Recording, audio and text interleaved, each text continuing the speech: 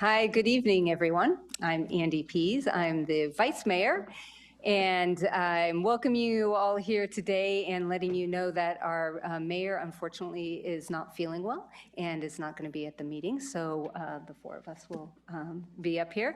I'll call this meeting to order, and this is a special meeting for the City Council, and the four of us are present here. Councilmember Shorsman, will you please lead us in the Pledge of Allegiance?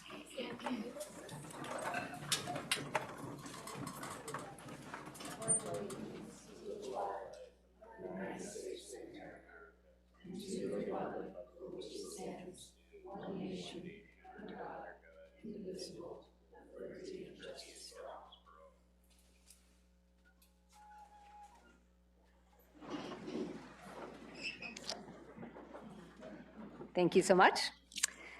So this is a special meeting, and so we're only going to be taking public comment on the item on the agenda. So if you would like to speak for the item tonight, the parking, then you probably were greeted and have turned in your slips, and we have kind of a special process for that.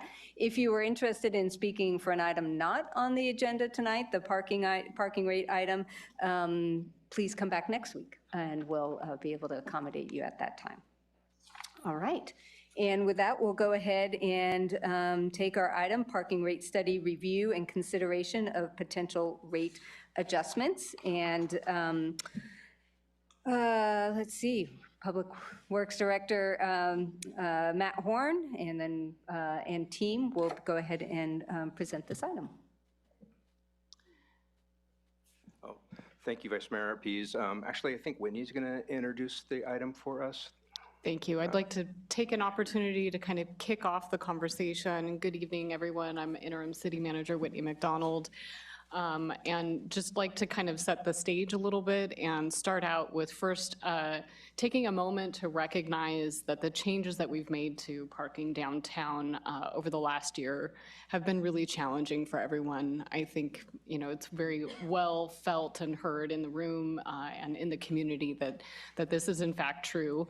I also wanted to take a moment to apologize for the challenges that everybody has felt over the past since July, essentially, and what really, through all those changes that we've implemented, we know it, again, has really created quite a challenge, and that's what we're here to do tonight, is to kind of tackle that challenge head on as much as possible. For months now, we've really heard from the community in lots of different mechanisms and ways through our conversations at our public meetings like this, through email, social media, and through this rate study process that we've undertaken. We've really heard a lot from members of the community and businesses, and we appreciate that incredibly, the outpouring of input and you know, expressions of concern, and we're really here because of that input that we've received. It's become clear that our community really wants to support a thriving downtown and vibrant downtown. And our goal is to allow everyone to do that while also making sure that we're covering the cost to provide the parking services as well, and making sure that our facilities are well maintained and convenient and accessible. We also know that it really was not an easy decision to raise the rates when we did, and that council, in making that decision, was basing it on the best information available at the time. We're really appreciative of the opportunity to take another look at that and make some adjustments, because we've heard that we really have a need to do that, and we are excited that we can do that at this point in time.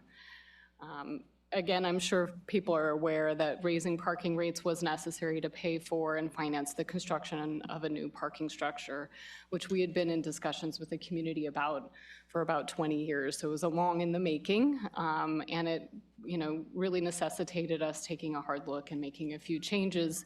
But again, we're happy to present a few different options for council to consider making changes to our rates, while also maintaining fiscally sustainable and technologically feasible services, while also making parking more affordable downtown.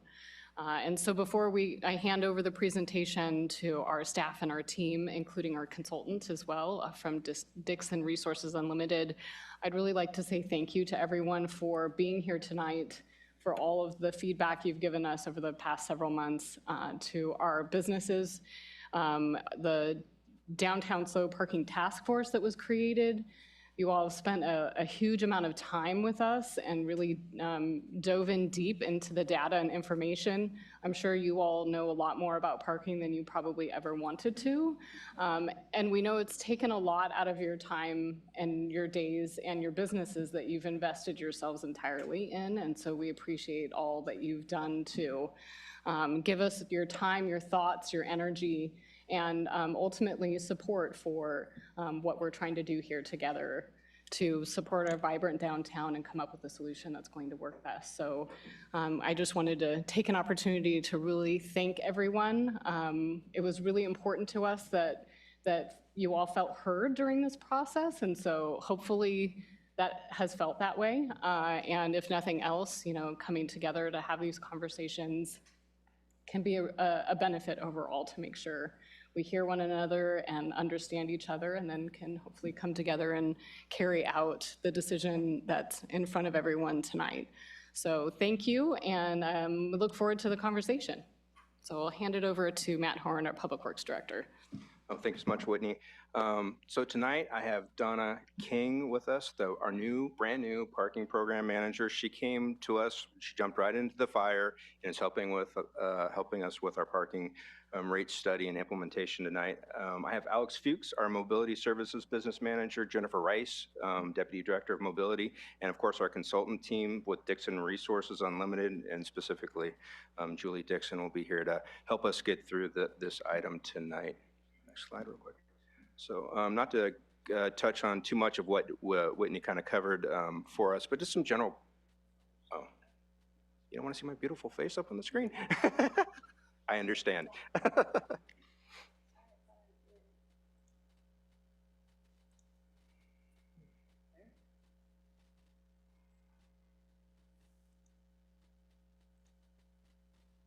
Perfect. All right. Thank you so much. So some background information. So coming out of COVID, staff identified the inflationary pressures that we're all feeling due to the COVID-19 pandemic, and identified the need for increased revenue, specifically to support the Cultural Arts District parking structure construction. So that need was identified in the 21-23 financial plan and implemented in June 2022. During that time, staff was working to replace aging infrastructure that we had in the city. So we used to have a system where every single parking meter space had an individual meter, and they were all communicated by a 3G technology, which would be unsupported in the future. So, basically due to both a parking rate increase and then it's kind of a swooping technology change, we overburdened the community. We hit them with too many changes too fast. Julie Dixon identified that for us, and we have all been set straight. We will not do that again. We plan to have a fully fleshed out technology plan and a good communications plan when we go forward in the future. So, but kind of knowing that and kind of going through that and replacing that infrastructure has got us to a place where we are today. Taking a step back, though, and kind of looking at where we're at when we started raising parking rates, one of the things that we were projecting was a different loan or debt service for the Cultural Arts District parking structure. We were actually able to change that debt structure and turn it into lease revenue bonds, which decreased the amount of revenue that was required to support that debt service. So again, that change allowed us to, one, look at doing some interim parking rate relief with the RFP that we issued for the parking rate study. So council looked forward and made those changes, and we went forward with our parking rate study during that time. So that's just kind of some general background on how we got here with the parking rate changes and with the Cultural Arts District parking structure construction. I'll hand it over to Donna now, and she'll kind of go through the RFP process. All right, hello. So for the rate study, as you saw on the prior slide, we did or council directed staff to go for a rate study in February of '23. So that rate study was definitely a collaborative effort. We really worked with our stakeholders. In October of '23, the city met with the Parking Steering Committee, the Chamber of Commerce, and Downtown SLO to draft the RFP. In November of '23, you authorized that advertisement. In December of '23, we went back to that same committee and did the review of the proposals, and then we approved the contract with Dixon at that time. So now I will introduce Julie Dixon to the podium, who will go through her process and the results of the rate study. Thank you, Donna. So my name is Julie Dixon. Many of you are very familiar, as are many of our audience members. There we go. So Dixon Resources, we are a parking and mobility consulting firm that really focus specifically on cities just like San Luis Obispo. I think the one thing that hopefully the community has heard loud and clear is that parking is not perfect, and it is a living process. And so we've tackled challenges like this across the country. And the one thing that I know many of our community members have heard me say is, while there are cookie cutter problems, there are no cookie cutter solutions. And so as we walk you through the process that we've gone through for this particular project, I just really want to reinforce something that the city manager highlighted, is just how engaged your community has been. And I will definitely walk through some of those details associated with that. And so as we talked about this process, there was really 3 aspects to this project. One was about the community outreach, and I'll share, we actually added an additional round of community outreach to this process because when we came out in round 2, we got some other information and some other feedback that we knew we needed to go back to the drawing board one more time. And so I hope that what we present here today, there's no surprises from anyone, because it's really been an engaged and interactive process. And so that community outreach was really critical for everything. And I'll talk about the survey here in a moment, but also data. And this is going to be something, especially when we talk about kind of future-proofing your program, is we want to make sure that the city is set up to make data-driven decisions. And that's some of the information that I'll present here today, is when we talk about what Dixon recommends, and then obviously where the city falls or lies or makes the decision on. We'll talk about the data and the occupancy, and then the financial modeling. This is where you now have a lot of parking experts in this room, because the reality is we ran really 17 different models. That's a lot. And so the one thing I think I really have to acknowledge staff, because one of the things about parking, it's all of our jobs to make parking look easy, and it is not. And I think it's evident over what's happened over this last year, that it's not a simple process. And even what we present here today, you'll see the many layers and the complexities that come along with the financial modeling, and how I always like to say parking touches everything. And the reason why you kind of have what I call the parking ecosystem, which we'll talk about here in a moment. But obviously we're here in front of you today, but I feel like I know many members of your community now, because they have just, again, been so invested and so engaged in this process, and something that we're really particularly proud of. So this is just a summary of the various meetings that we actually participated in when it came to the task force, the Parking and Access Committee, the City Parking Steering Committee, and the Chamber of Commerce. And then here, when we talk about the community outreach, the online survey that we had posted for just about a month, we had over 2,700 responses to that. And then we can also see that we had an array of online as well as in-person meetings. And I just really like to reinforce that May 2nd meeting was as a result of the community feedback that we received in early April. We knew that we couldn't come to you without going back to the community one more time so that we could get the feedback. And that was really important when we talk about just the really overall recommendations and outcome. We also set up a project email for this project, and we had over 80 emails received. Many of them were quite lengthy, but it also demonstrated, again, the impact that the parking decisions have had. And then we also leveraged all of the social media outlets and also surveilled that information as well. So we tried to be as comprehensive as possible, and recognizing the good, the bad, and the ugly, because it's really important when we talk about a holistic or comprehensive solution, we've got to make sure that we hear and listen to all of the feedback. And so this is really just a summary of the key themes that basically came out of the responses from the survey, the community meetings, as well as the social media feedback. One which was the technology issues and just the general confusion about the different policies, the multiple mobile apps. We heard from several business owners that became parking ambassadors, quite frankly, for your technology. We heard quite a bit of feedback about the garage experience, not only overall concerns about general safety and lighting in the garages, but also the confusion over what we call the gateless structure, which is the Palm Street garage as well. And then the concerns about transparency and something that Matt already described about the changes just really happening all at once and too quickly. And the concerns about the impacts. And honestly, the nice part about the last set of meetings was the community already talking about what can we do about the outreach and messaging. When we talked about some of the solutioning is how are we going to bring everybody back to the downtown? And I think that that's a positive when we talk about whatever the ultimate decision is. Now we really focus on the education, the outreach, and again, bringing everybody back. And so also the policies and rates, looking at the fact that they wanted to bring the rates down and the importance of the free time and the relevance of that when it came to the community feedback, and also rolling back the evening hours. So there was a big ask and big wants, and that's something that we'll dive into when we talk about some of the revenue modeling.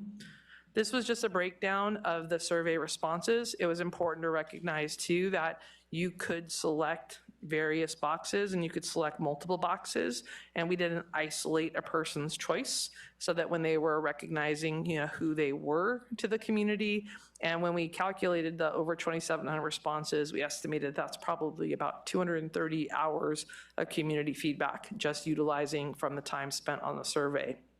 This was really a summation of the resident and visitor feedback, is that, again, both groups were dissatisfied with the current technology solution and the experience that they had.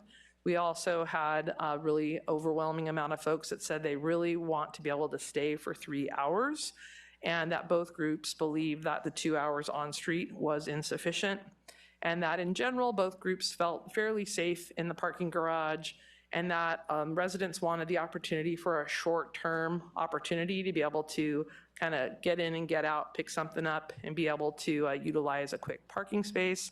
And then visitors said they want to take more than, that one was the being able to find an available parking space. Residents know where to park, it takes them less than 5 minutes, and visitors, it takes them more than 5 minutes. Sorry, I misread that one without my glasses on. Policies and rates of both groups really thought cost was a factor and the most important factor. That is one important thing when I talk about trending across the country. Typically, security and safety is usually the number one when we see that response. So the fact that, again, cost really being that big of an impact for folks, I think that's something to really highlight. And that, again, residents wanted to see that reduction in paid parking hours. Now, the feedback from business owners and employees was that both groups thought that the 2-hour time limit was not enough for their customers. And both groups felt that customers typically have a challenge finding parking nearby. And most business owners believe that their employees typically have a challenge finding nearby parking.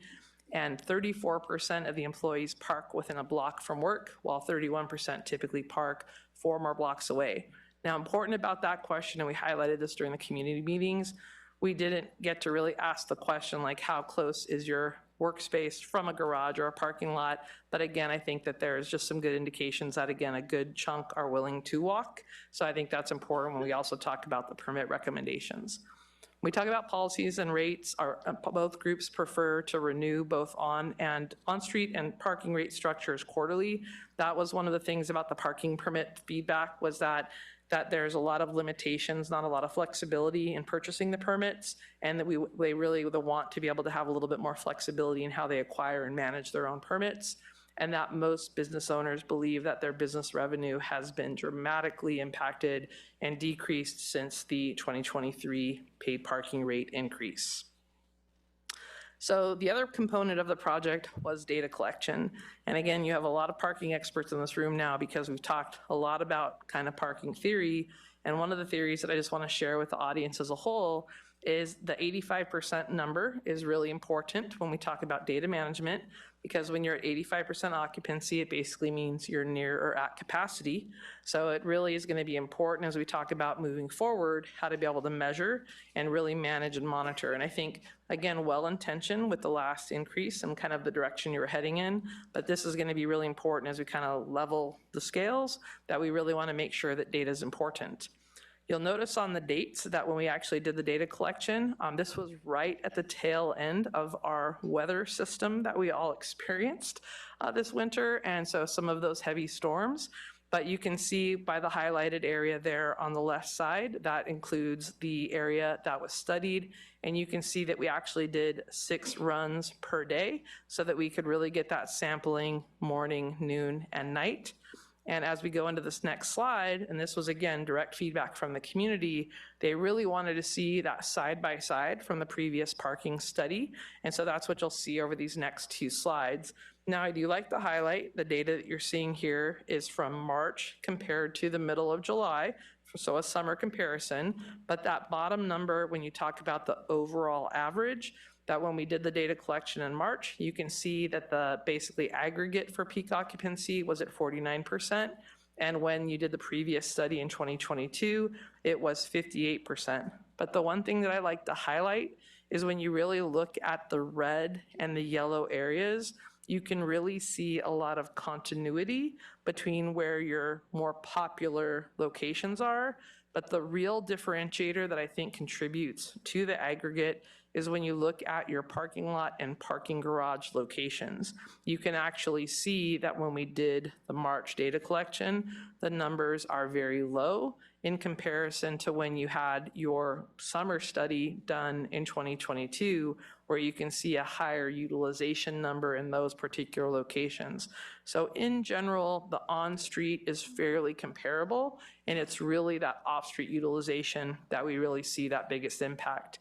And really consistent, again, when you look at a Saturday comparison from March to September of 2022, March 2024, again, you can see that we even have off-street locations in 2022 that are red, meaning that they're really at capacity or near it.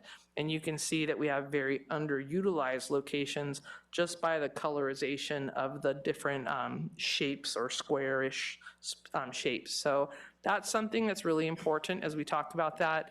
A lot of people can argue a lot of different fun facts or details about why summer versus winter versus, the impacts, but I do think it's important to understand that the on-street demand is pretty consistent. It's really the differentiator and the aggregate is for that off-street. And so when we do talk about the on-street core versus the perimeter, these are the areas that are representative of that core. And it's important to recognize that where you see the yellow highlighted boxes in the bottom right corner, that when the data was collected at the end of February, beginning of March, you can see that on Saturdays, that's really where we were at our closest to peak.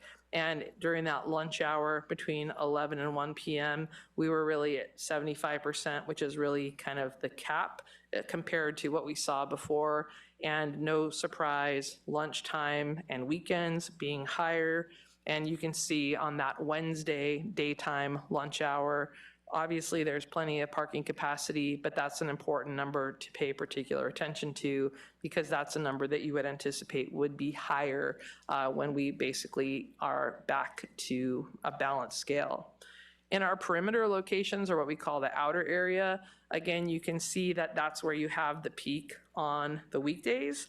And there can be a lot of factors that can contribute to this because we likely have a higher utilization of our 10-hour parking permits potentially during the weekdays as well. But you can see, again, from a capacity perspective, that lunch hour being at about 69% in the perimeter locations is something that you can see that we have ample inventory and available parking spaces to support whatever decision you all decide on. And when we do talk about the off-street locations, you can again see Wednesday to Saturday, the occupancy potential there is readily available because, again, we're really not going much above, I think 41% there is our highest, and that was on Saturday in the early afternoon time. And it's important too to recognize that when we talk about management in the future as well, is that looking at a lot of the private off-street locations, is that we've 94 of those locations within the study area. So there's always a lot of potential when we talk about, future growth and what could happen for the program as we move forward. So from our previous community meetings, there's a couple of what I like to share, just kind of parking workflow, parking ethos. And it really gets down to what we were describing about the core versus the perimeter. When we talk about trying to do the financial model, this is where the complexity comes in, because you want to be sure that you treat your on-street core as your premium. That should be your highest demand. That should be your most expensive and your most highly managed.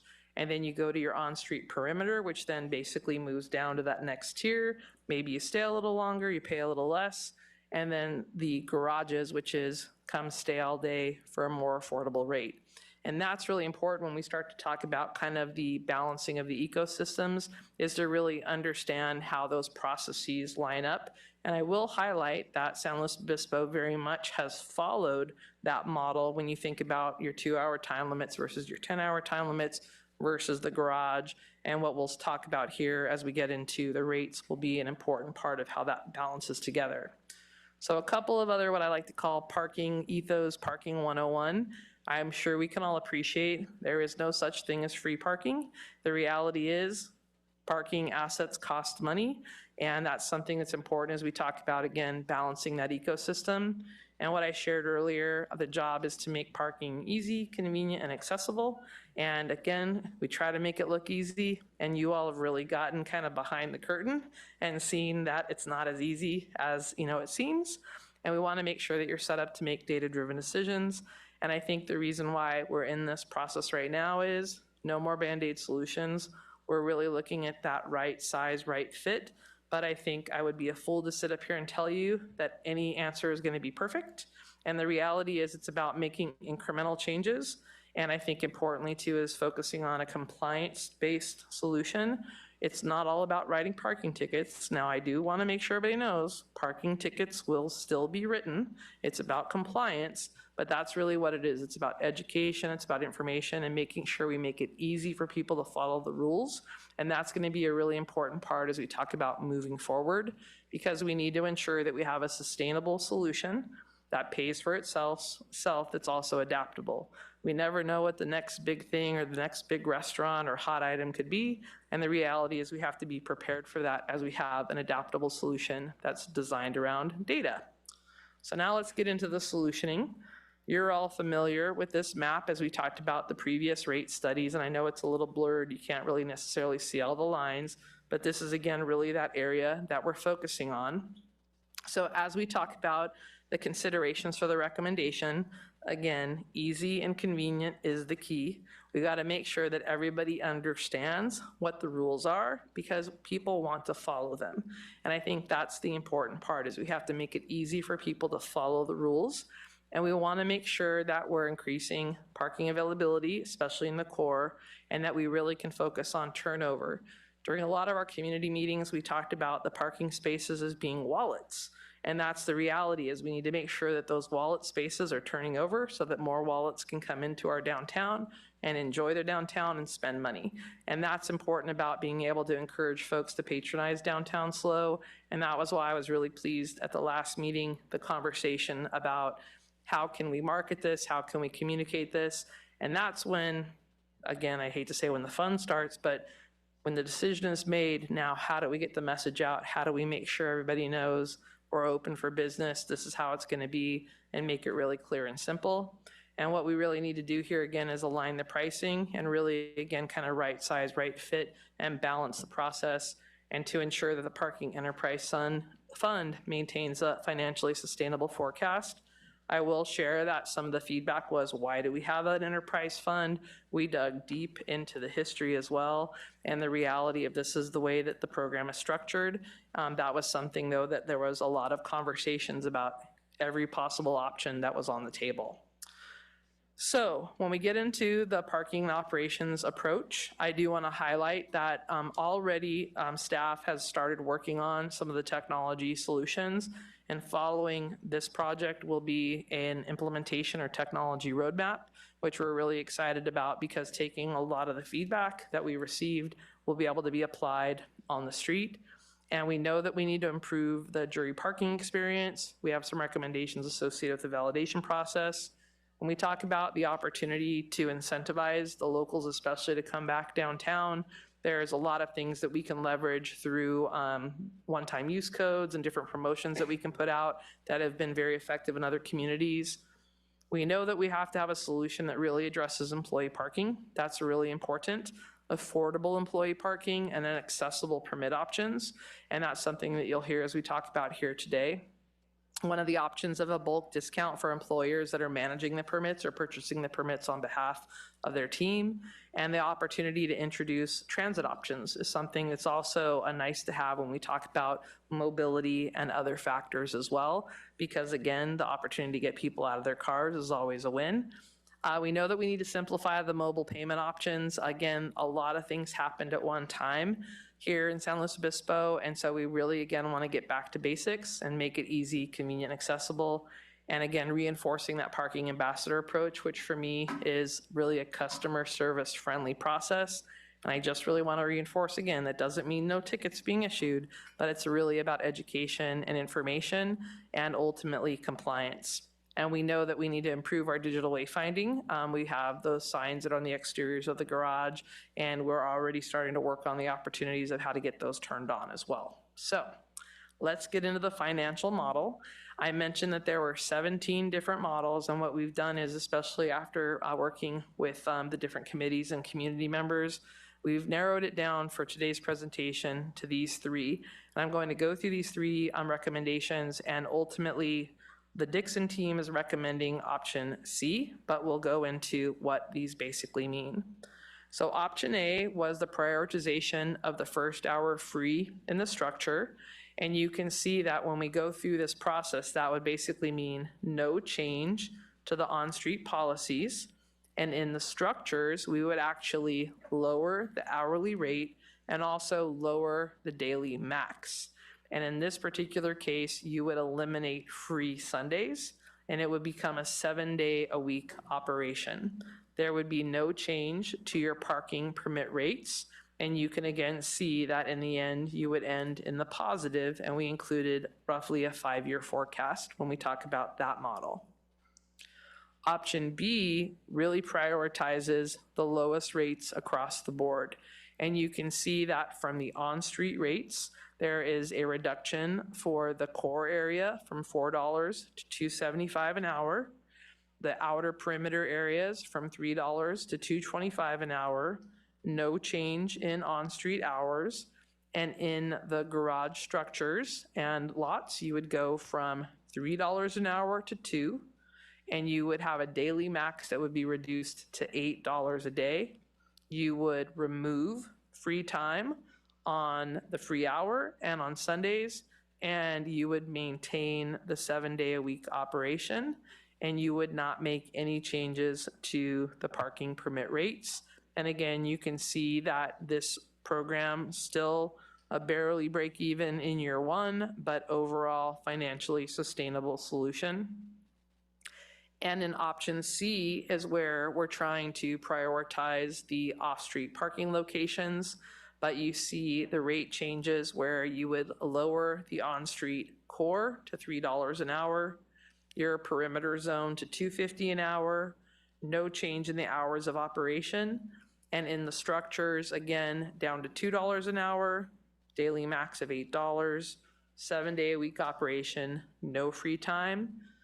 But the recommendation on this one that really changes it is the lowering of the parking permit rates.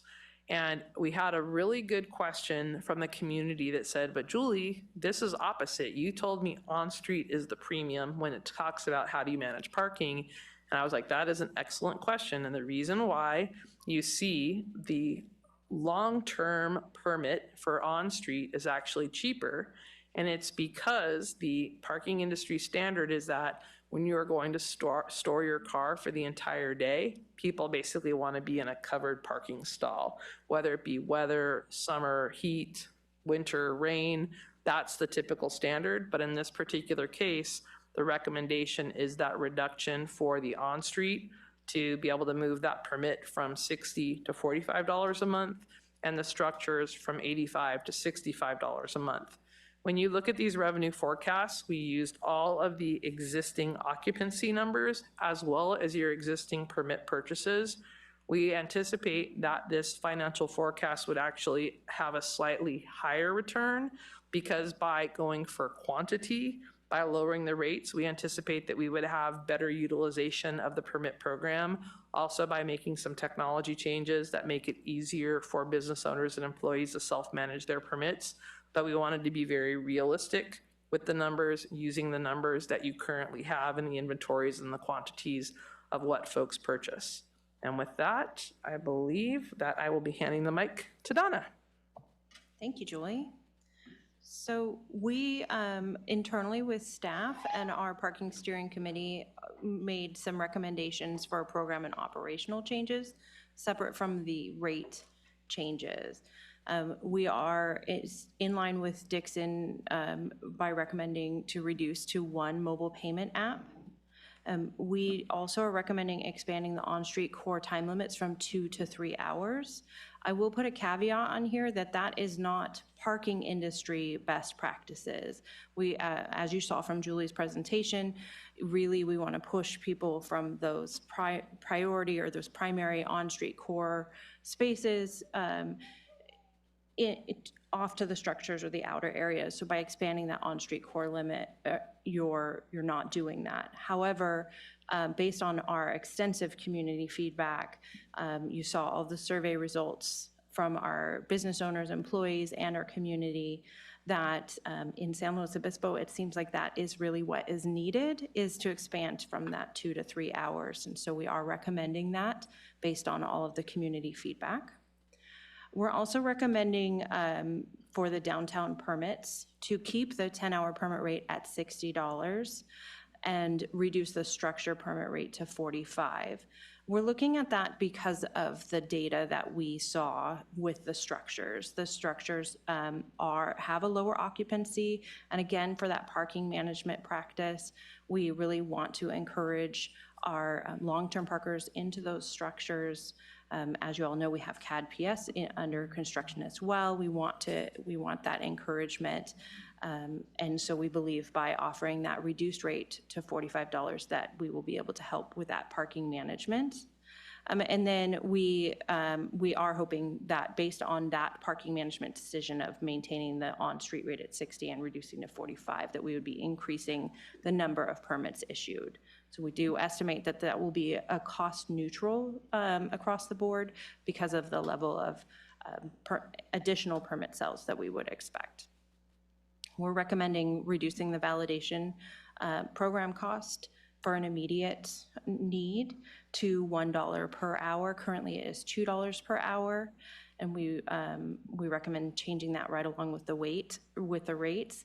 And then as you can see down below, we're looking at transitioning to a consistent gated system, pay at exit, that we would have across all 4 structures when CAD PS is done. And so with that, we would be improving the validation systems with that technology update when we can establish it. We also, with the technology implementation plan, and we will talk about the next steps in just a little bit, but we're recommending updating all of the signs. The signs will need to be updated for the mobile payment app, because right now we have all of the apps listed, and then also for the time limits. So we will be looking at doing a couple phases of that rollout for the sign changes. And then there are, and Julie did touch on this, there's some really great promotional discounts that we can promote through. If we have a single vendor app, we can't do that currently with multiple apps. And so things like having, if we're having a city-sponsored downtown event, we could push to all of our app users, a one-time use code, come have a free hour of parking or a discounted rate on parking if you come to this event. And so we're looking at those as well, and we'll vet all of that during our technology implementation plan. So this is just the summary of our staff recommended options. The top part, the rates A, B, and C are the same that you saw prior with Julie's presentation, breaking it down. But this just shows you that no matter which option you choose for rates, that we would have those staff recommended options below if that is what your decision is. And then we did want to touch on communications. I know that it has been a big part of our community feedback, is that we had a lot of changes and maybe the communication wasn't as good, and that our community really felt like they weren't heard. So this is a communication strategy that we're laying out. We've been working with the communications team to plan for this. We already had a meeting today to really discuss, no matter what decision you have, we're ready for it tomorrow. So we'll be putting out a press release hopefully by tomorrow with your decision. And we do plan on doing those local media interviews, social media posts. We also plan on doing parking information toolkits for all of our downtown businesses, and those will also be a phased approach. As we do different changes, we'll update or change that toolkit with the continued changes. We are looking at doing some brochures for distribution at all of the items that you see there. And then we are looking at a comprehensive update to our website, the parking landing page, but just really just to make it easier to navigate and for people to find. And then, as I mentioned in the prior slide, we'll be doing a rollout of citywide parking signage as well. So next steps, if you adopt one of the options, and Matt will go over the options again, so you have it all in front of you. But if you do do the initial first reading of the ordinance tonight, then we would plan to do the second reading on June 4th. And then in July, we will have the monthly structure permit rates take effect July 1st, and the validation discounts as well July 1st. And then the rate changes take effect July 8th. And just for some clarification, the rate changes cannot take effect until the second reading of the ordinance and 30 days. So that is why that July 8th deadline is in there. We're doing that after the holiday weekend, really is where that lies. But July 1st definitely makes sense for the permit rates because they are monthly or quarterly rates. So we wouldn't want to sell them a weekend to the month. And then in summer of '24, we are really ambitious in our hope that we can get the single mobile payment app implemented with that first phase of sign improvements on the app. And then in winter, we'll come back to you with that technology implementation plan that will include the promotional app discounts, phase 2 of the sign with our recommended budgeting and the gated systems as well. So that, I will turn it over to Matt. Can you actually go back to that last slide real quick? And of course, we have the schedule right here, and this is our current plan for implementation, but we're not going to let the schedule drive us. So we need to make sure that we have good communication, make sure it's working properly, and roll it out. And so we'll roll it out when it's ready. So this is our current plan, and we're going to try to stick to that, but we don't want to introduce a technology that's not ready for prime time. If you go to the next slide.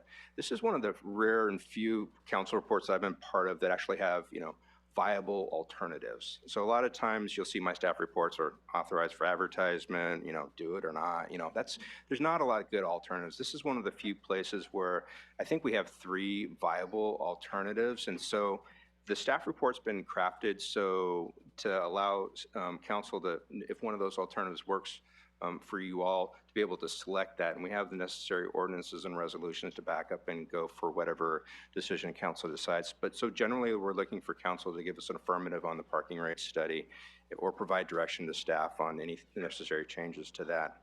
The draft resolution and the draft ordinance will be specific to what option you ultimately choose of any, A, B, or C. And so in the alternative section, you'll see like refer to attachment B if you want to go to option A. So when you get ready for that, we can furnish you that information to get the correct resolution and ordinance to implement that option. And then finally, if council heard anything that you're not supportive of as far as the operational program changes, please give us that feedback. If not, we'd like your concurrence to move forward with those. So that's generally the staff's recommendations. With that, and here's the alternatives too, really the three different alternatives and the associated attachments, G and F or E and F, and so they're there. Finally, staff and our team's available for questions. I want to thank everyone for this work effort. It's been, I know Donna, our entire team has been very much embroiled in kind of getting to the right solution for the community, and we're hopefully able to bring it to resolution tonight. Well, I shouldn't say resolution, a milestone in our parking journey. So with that, we're available for questions. Thank you. Thank you so much. Thank you to the team, to the community, and to Julie Dixon for becoming a trusted member of our team. So I really appreciate all of that. We'll go ahead and have questions from council members, and then we'll go to public comment. And Councilmember Shoresman. I think Councilmember Francis was first, actually, so go ahead. Okay. Go ahead.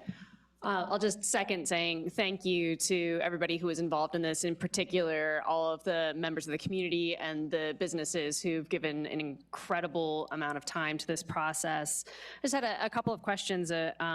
We were looking at winter being the potential rollout for a lot of the new technology, and I know that the overwhelming feedback, particularly in the surveys, was about kind of frustration around technology use or about familiarity with the rules. And I know we want to get it right. I'm also wondering if there's room for us to roll this out more quickly if we find technology that's working and we're ready to hit the ground with it. Obviously, we don't want to end up in the situation we ended up with before, where we thought gateless was going to be great and not so much. So I'm just curious about that, because that feels like a long runway to me. Sure, yeah, absolutely is a long runway, but also short runways have their pitfalls as well. I mean, we kind of learned that. So really the idea with the technology roadmap is to secure consultant services to help us really define the technologies that we need for the rate program that we have. And so tonight's action by council, if we make a decision on which plan we want to go forward with, that will inform our technology plan, so then we can look for technology that can actually do all the things that we need it to do. Secondarily, we're also doing some technology work with the Cultural Arts District parking structure installation, and it's likely a lot of those solutions will be leveraged in that project and brought together with the technology implementation plan that's presented to council in winter 24. The runway is a little bit longer than that, because when we present it to council, we'll actually have, a longer term for implementation. But we understand and we've heard the things that we can do to decrease technology frustration, make the system less frictionless, I guess, is things that we're looking towards. So we want to move fast, but we want to move correctly too.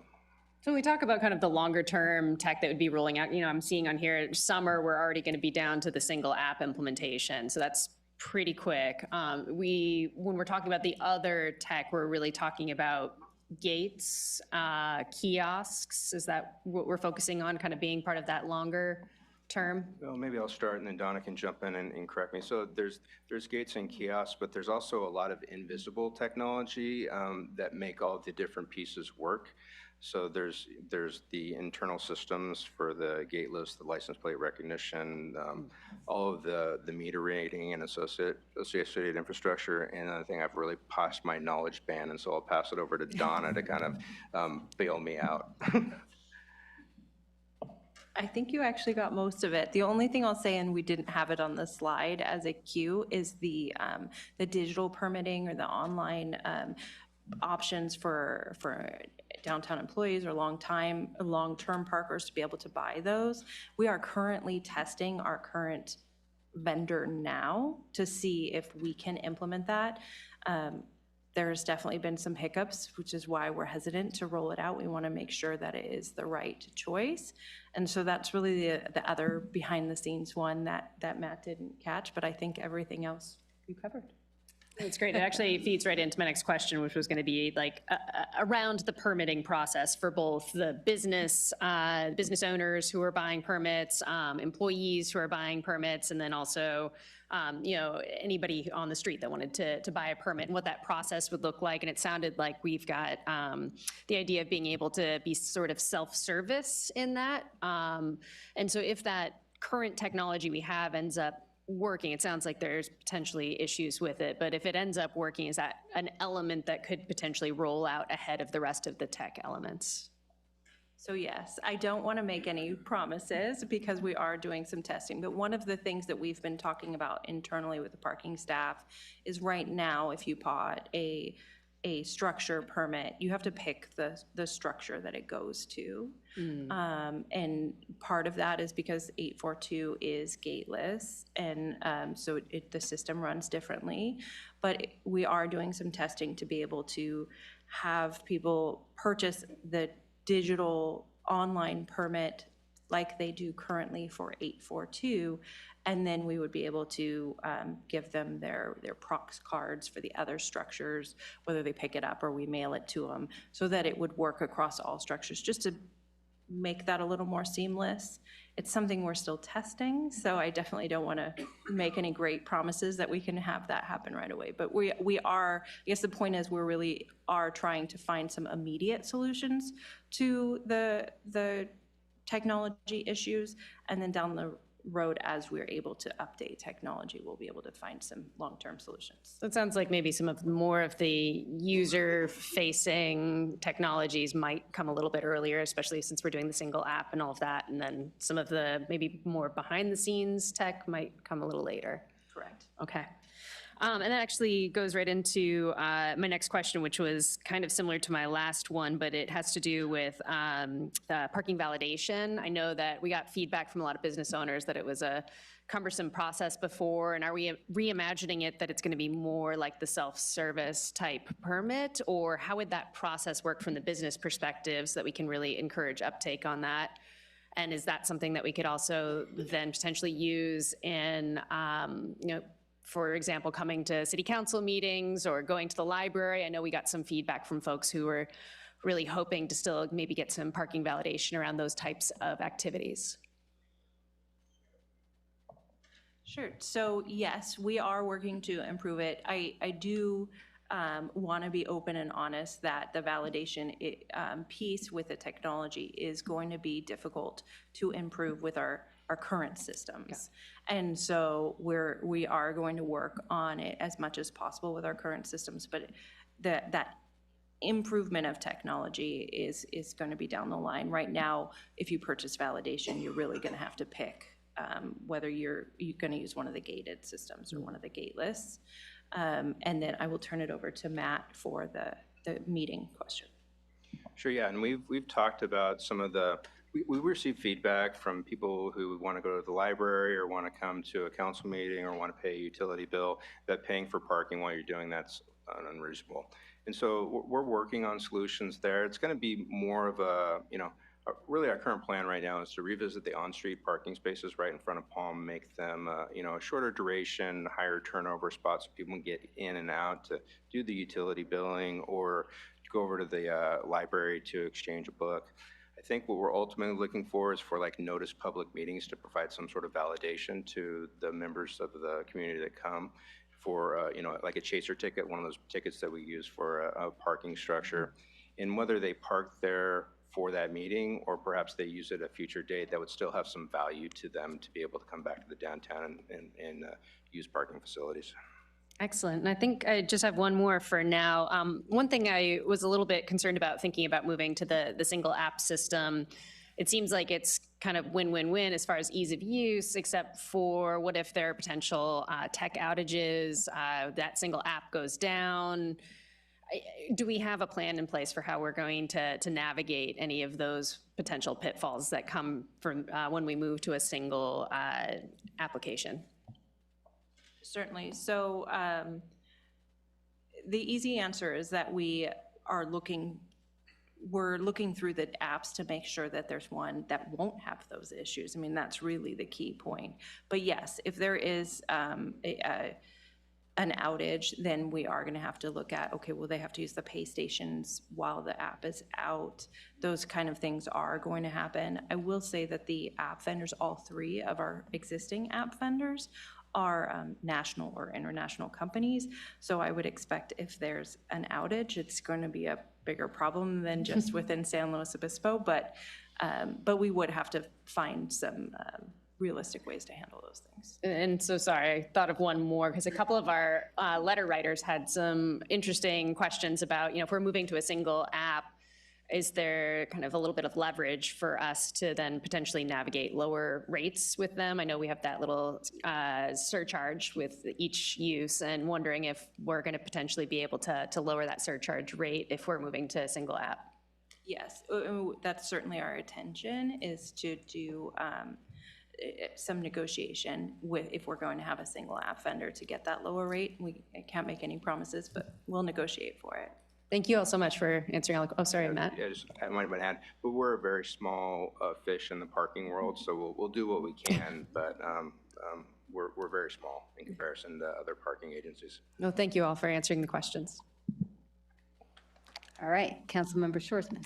Yes, thank you so much for the really extensive report. As other council members said, thank you all to the community who's here, and the 269 people that emailed in the last couple of days as well. I think I can say that except for maybe the 30 or 40 that came in today, I read them all, and I'm pretty sure that my colleagues read them all too. So we really do read the emails, so they are valuable and we appreciate them. Also, thank you to Julie Dixon for this very thorough report.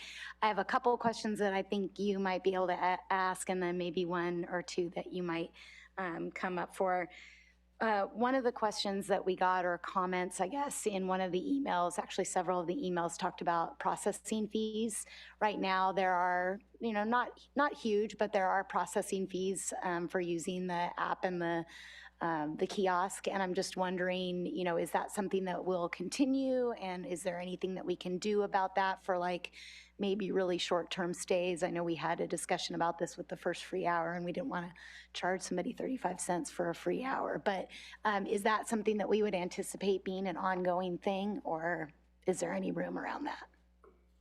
So those costs are always going to be associated with the app. That's how they get paid. However, because we are looking at a single vendor, we will try and renegotiate that to try and get a lower rate. As Matt said, we're the small fish, so we'll do our best to get that negotiated lower.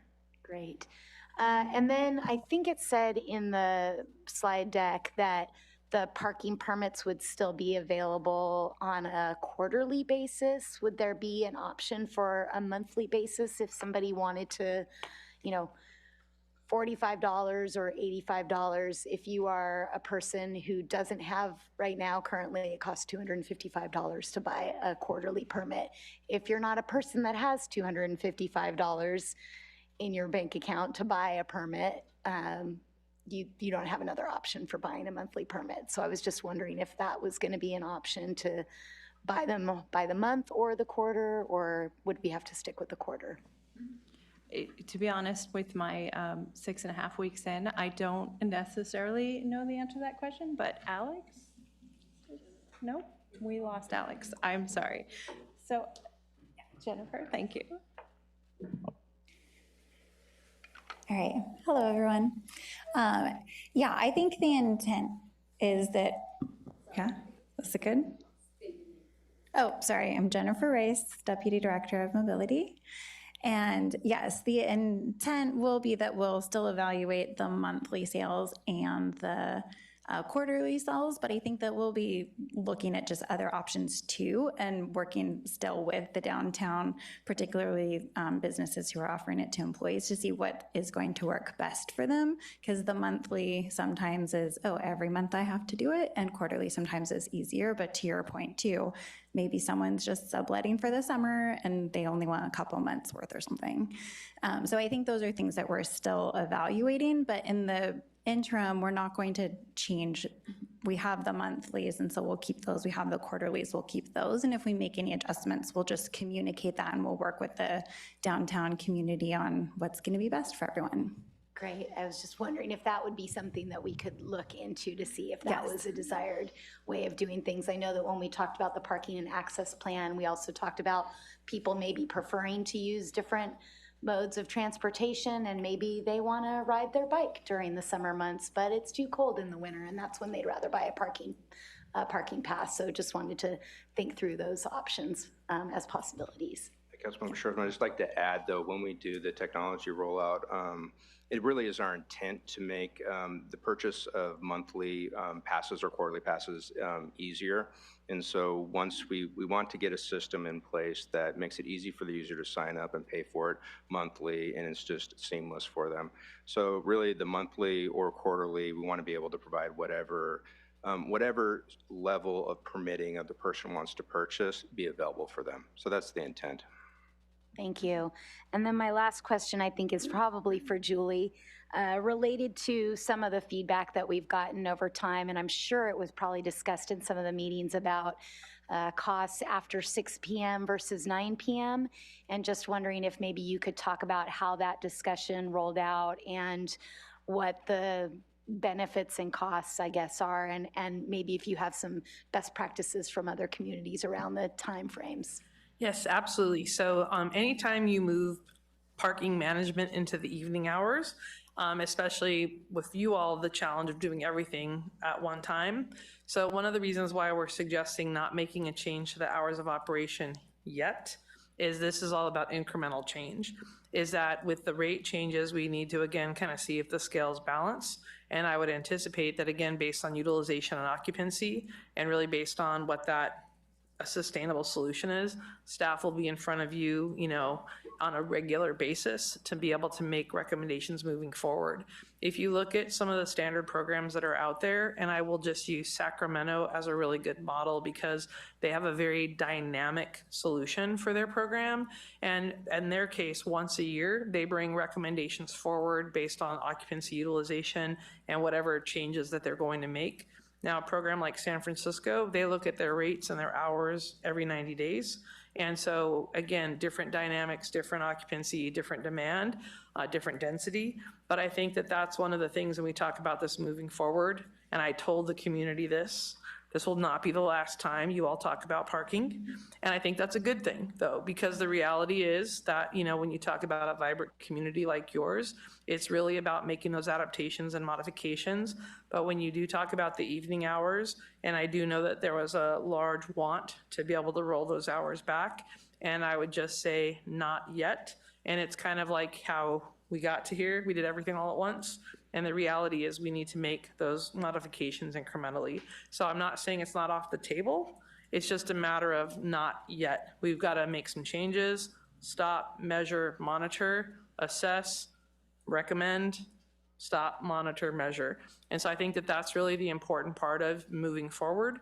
And one of the reasons I didn't mention this during the presentation, but you all have some of the technology that we're excited about being able to leverage in the future as we talk about ongoing data occupancy, is that you'll have the tools to be able to continue to monitor that occupancy. You won't have to bring a parking consultant in, every, 6 months to be able to do that. And I think that's a really nice level of empowerment, is that you'll have those resources and tool available to you so that you can have that ongoing measure, and you all as council can ask for that data. So when it comes time for those recommendations, and I would anticipate that the audience behind me will also be asking for that data. So I think that when we get to that issue of evening hours, I think that it's going to be something that we have to monitor, measure, and then really make those recommendations moving forward. Only because of the modifications that we're recommending here, we really got to see what that impact ultimately is. Because again, it's all forecasting, and there's no guarantees. So we've got to really look at what that change and what that impact could be. Thank you so much. The data-driven decision-making, you are speaking my language. I love it. Thank you. Thank you. I see you, but Councilmember Marks. Oh, yes, okay. Thank you. Yeah, I just wanted to ask a question and sort of raise a concern about the single app. I think it's great, as I have to share some personal confusion looking at the apps, or how do I do this, So I think it's a great idea. However, I'm concerned about Cal Poly, there are a number of cars at Cal Poly. In fact, Cal Poly is like a car magnet every day. And then there are students who have all these cars in their parking garages. And I just want to ask whether the one app that we pick is also going to be compatible with the apps that are used at Cal Poly. That's my question.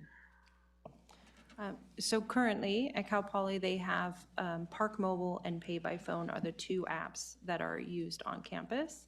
And so those are two of the three that we currently have. So that will definitely weigh in our decision and has already been discussed internally that ultimately we're probably looking at those two apps. Not that there isn't necessarily anything wrong with the third app, Honk, but because Cal Poly uses those two, we would, if we're going to a single app vendor, we would most likely be directed to use one of those. Okay, thank you. And I just also wanted to mention a concern that's come up in a number of the emails about the lighting around the kiosks. And this may not be something that is actually part of the parking fund, I don't know, but there's, I think that's a concern. It's kind of a safety concern, but it's also like, how the heck do I see my license plate and do everything I need to do at night? So are there any plans about improving the lighting around the kiosks? So currently, there are no plans for installation of lighting around the kiosk. We're doing a maintenance project right now, and it has included some lighting in like the 842 Palm parking structure. One thing for council to kind of, like a knowledge base for council to have is with the parking fund, with the rate reductions, all the work that we've done to date, we've really had to reduce our capital expenditures in the parking fund. And so that was a choice that we all made to be able to direct more savings to our customers. It'll be a number of years working through the technology plan that will be able to likely reinstill a larger capital plan that might include some of the betterments like additional lighting or other features that we like to have in the parking structures. But right now, our rate model, the funding that we're planning on receiving and what we currently have allocated, I think we have enough to address like the technology plan and any like down the road capital maintenance that we have to. But right now, we're not looking at we're not looking like we're in a place for a large amount of betterments. Okay. That being said, if there's like a specific concern and we can fix it in some you know, fiscally conservative way, we're all about it. So if you let me know the location, I'll start working on a solution for you. That makes a lot of sense. That's all I have for now. Thank you. All right. Did you have a quick one you want to, just a critical? Follow-up to Councilmember Shorsman's question. It brought up the discussion about kind of the ongoing changes that might happen over time. And I know we got a lot of feedback from folks who participated in the process that there was a strong desire that that process continues. And I was wondering if you could discuss a little bit or share with us what that might look like, what the model is for how the community would be involved in any future changes. Certainly. So I know for the downtown SLO specifically, they established the task force. I know Whitney mentioned that at the beginning, and we're so grateful to them for how much time they've dedicated, volunteer hours, to be able to do that. One of the things they expressed at the last meeting we had with the rate study task force specifically is that they wanted to continue that task force through the implementation plan. So we are planning on doing that as long as we have the agreement of downtown SLO to be able to continue that task force conversation and then the internal parking steering committee as well, so that it will have that community involvement all the way through this technology implementation plan. Thank you so much. Terrific. And my questions have already been answered, so we will be going to public comment. A few opening thoughts on public comment. The first is that we have civility guidelines, and I'm sure these will all be comfortable for you, but I'll just read them. Listen first, respect different opinions, show courtesy, criticize constructively, and debate the policy, not the person. Those are countywide civility agreements. And also, we don't do any vocalizations of support or disagreement. So if a speaker says something and you're in agreement, feel free to do a visual, and we'll all see that. And so then when it is your time to speak, you don't need to necessarily repeat what other people have said, because we've already been able to see that, the hand waving. And we have a system today, which I'm sure you saw, in terms of folks who are speaking for 1 minute will go first, and then 2 minutes, and then 3 minutes. And we ask that you state your name for the record, but it's not required. And with that, we will pass it on to Deputy City Clerk Megan Wilbanks to call up our speakers. And then just in terms of being able to move through, if you're the next in line, you can feel free to stand behind the speaker so you're ready to go. All right, thank you. Thank you, Vice Mayor. So our first group of speakers are going to be those that selected to speak for 1 minute, beginning with LeBren Harris, Donna Lewis, and then Stephen Patrick.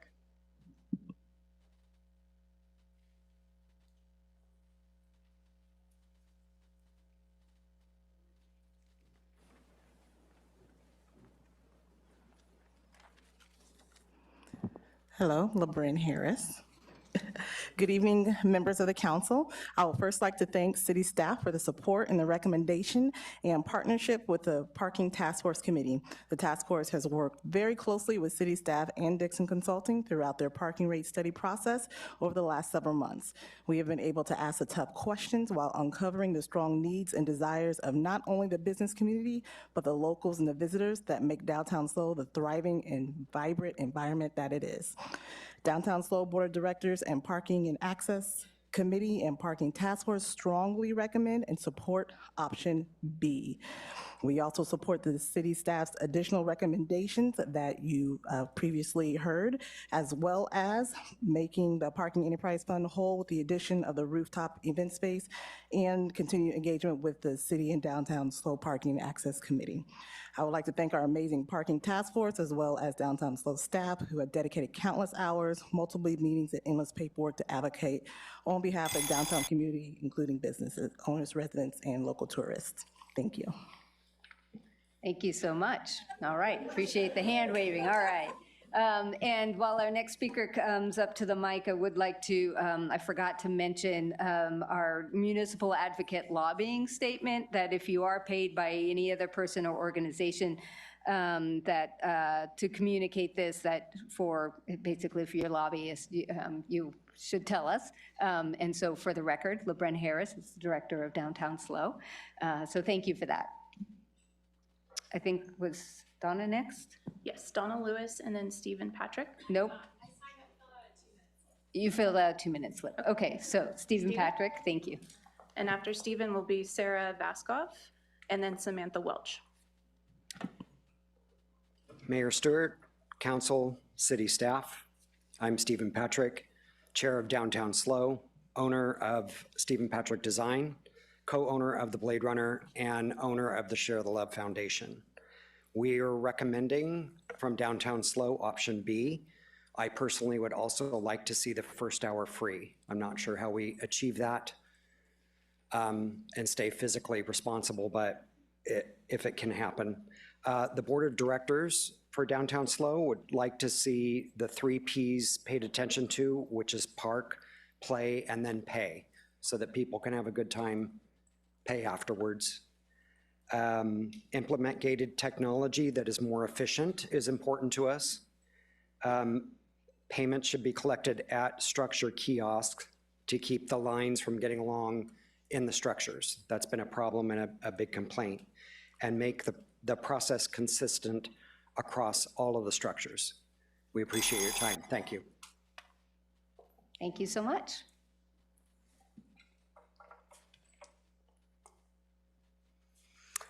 Good evening. My name is Sarah Voskov, and I own Hands Gallery, and I also served on the Parking Task Force Committee. I quickly realized the changes that occurred regarding parking last year required me to become more involved in the bigger picture of what goes on downtown. I have a front row seat on a daily basis, the confusion and frustration that the parking kiosks cause our customers trying to make an attempt to support our downtown businesses.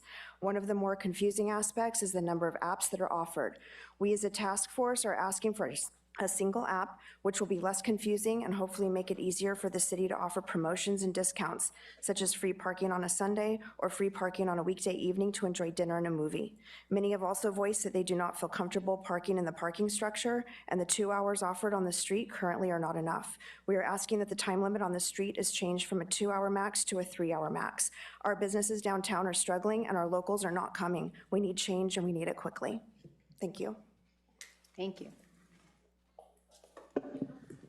Samantha Welch, and then Lindsay Herring, and Cannon January. Perfect. Good evening. My name is Samantha Welch. I'm a resident of the city, and I work in the downtown core with Novo and Luna Red restaurants. As a member of the Parking Task Force, I am in support of option B, but would like to expand on one portion of our recommendation, which is in alignment with the city's recommendation to reduce the monthly parking permit rates to make them more affordable for those who work and play in downtown SLO. We support reducing the rate down to $45 a month and making them available on a monthly payment basis. This is more cash flow friendly, not only for businesses, but also for community members. We would also like to utilize the technology to use license plates to make this an easy solution for people to use. Additionally, one other recommendation to allow for up to 2 license plates under each permit. No, 2 people cannot park at the same time. However, many families do utilize 2 vehicles, and they do need to switch back and forth. Who needs the big car? Who needs the small car? So something to consider. Thank you very much. Thank you so much.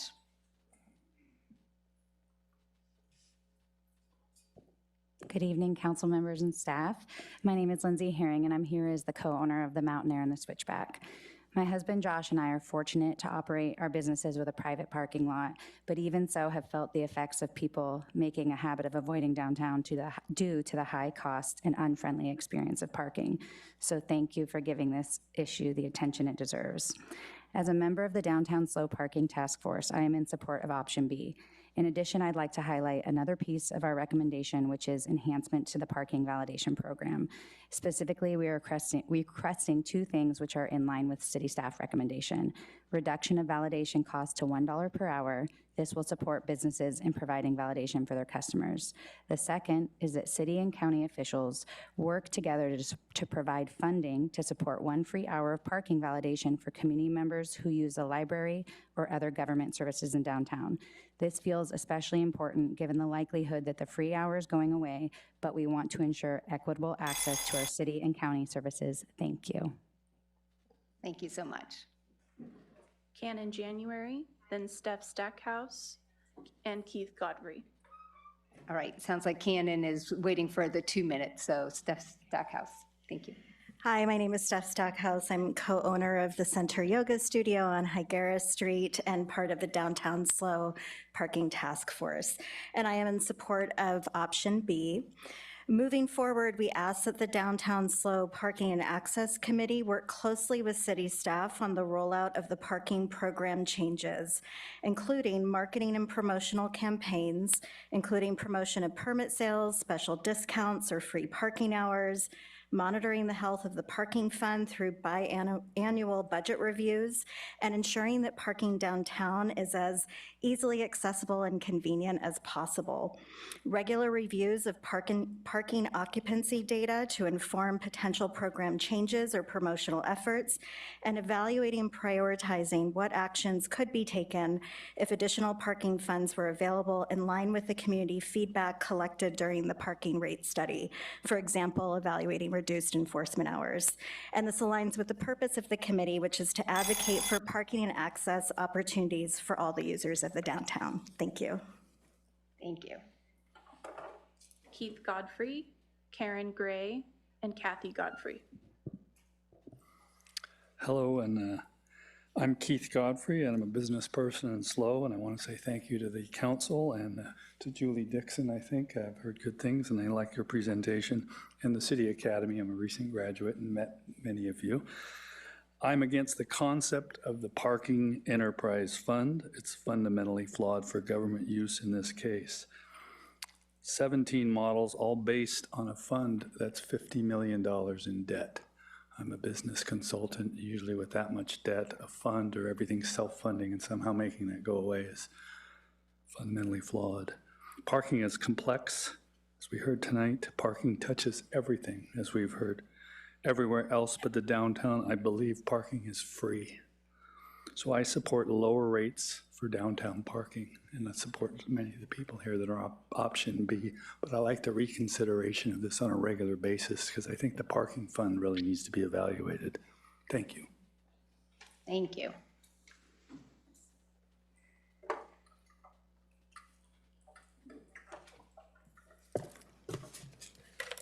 Good evening, council members and staff. I am Karen Gray. I've been a local since 1995, and I believe we should make parking as low as possible. Therefore, right now I support option B, and I feel we should keep the 1 hour free parking and eventually reevaluate lowering the hours. Our community has many new housing developments with many young families with young children in them.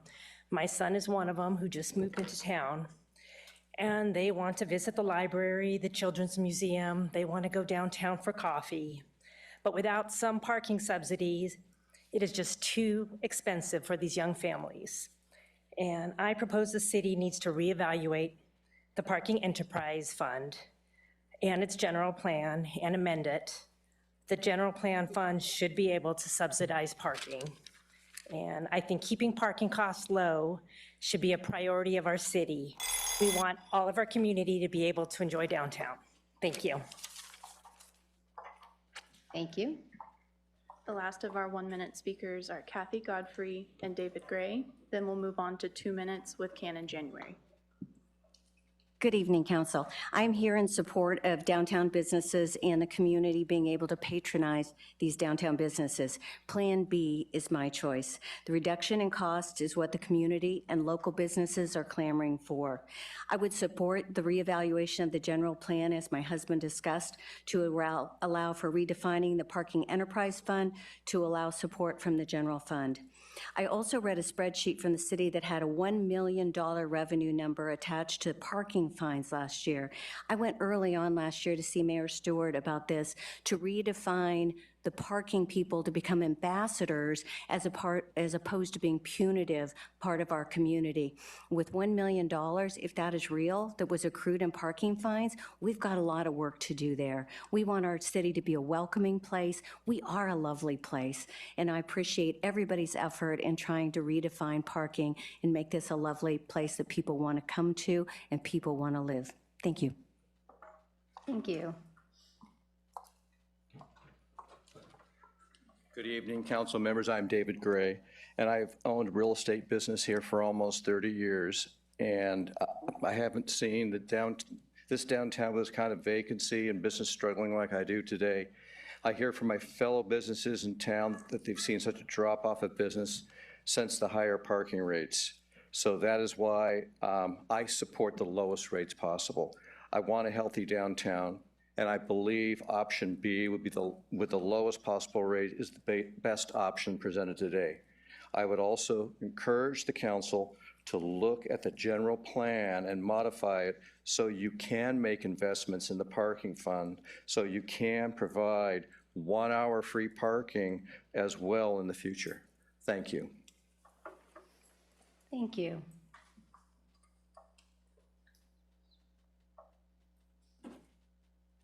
All right, one moment. I'm just going to advance to our 2 minute timer.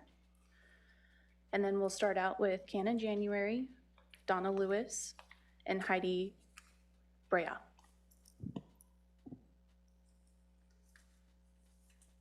Good evening.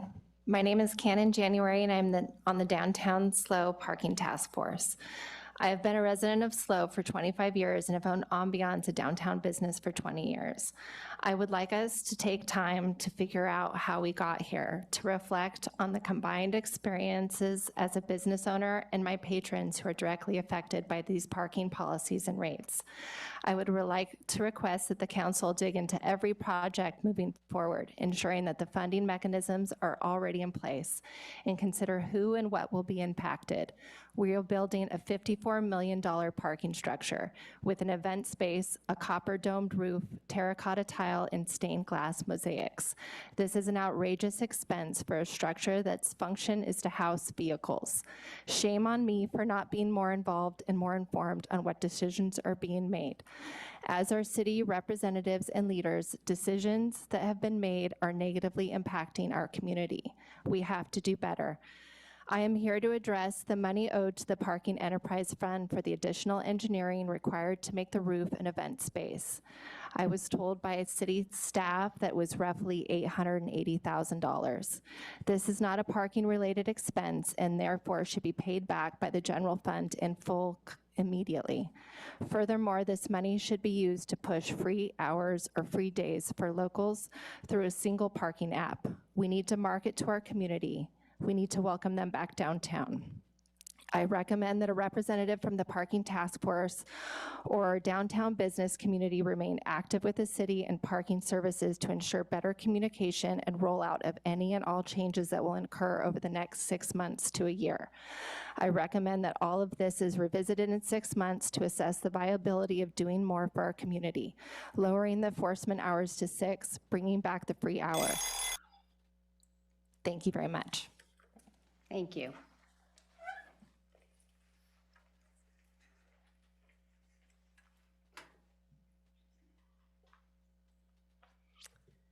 Good evening, Council. My name is Donna Lewis, and I am a resident of downtown. I am on the Downtown SLO Board and also was on the Parking Task Force. I just want to first say thank you to staff for spending a significant amount of time with the task force. It really felt great to work together on this and reach what we think is a great solution, which would be option B. We appreciate that the council made the move to offer first hour free and free Sundays to SLO residents after increasing on-street rates as a way to provide some immediate and interim relief prior to the parking rate study. Through the rate study, the community survey emphasized loud and clear that reducing both on-street and structure rates was of highest priority.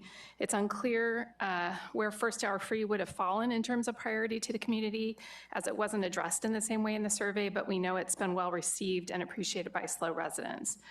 So for this reason, we asked staff to model both a reduction in street and structure rates while maintaining first hour free, and it did become clear that it just was not financially feasible. And you didn't get the opportunity to see the slide on that, but it was pretty ugly.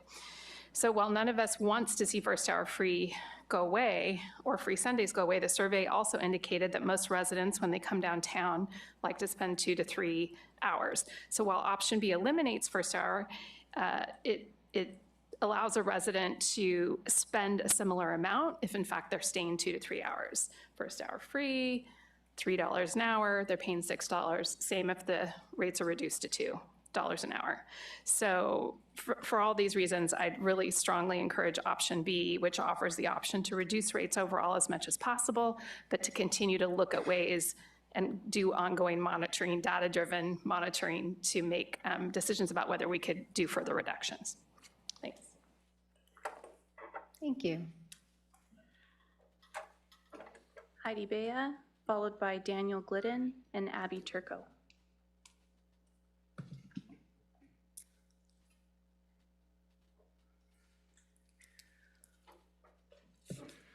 Good evening, Madam Vice Mayor and members of the City Council. My name is Heidi Bea, and I live in Morro Bay. I have been shopping in the downtown SLO district for over 30 years. I'm physically here because I realize this is my last opportunity to vote for a parking plan option, and I'm voting for option A with the first hour free. It makes sense for my driving and parking from outside of Morro Bay to park downtown, and it's attractive to me because it allows me to get my chores quickly done in the least expensive manner. considering all the other options that face all Americans right now with increase in inflation and fuel costs, option A is the one that works for me. Thank you. Thank you.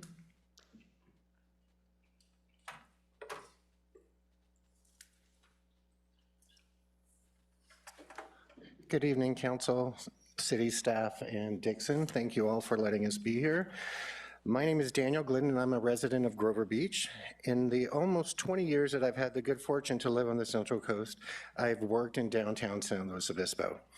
For that entire time, I have listened to residents and visitors complain about the parking here.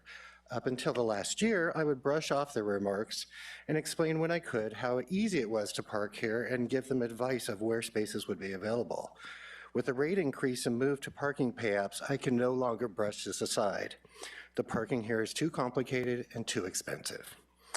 Downtown San Luis Obispo is a true treasure, a unique blend of local entrepreneurs, California-based brands, and national chains mixed in with amazing restaurants and entertainment. This needs not only to be preserved, but it should be cherished and cared for so that it continue to be the special place that it is. The recent parking changes are killing our downtown businesses, and it needs to stop today.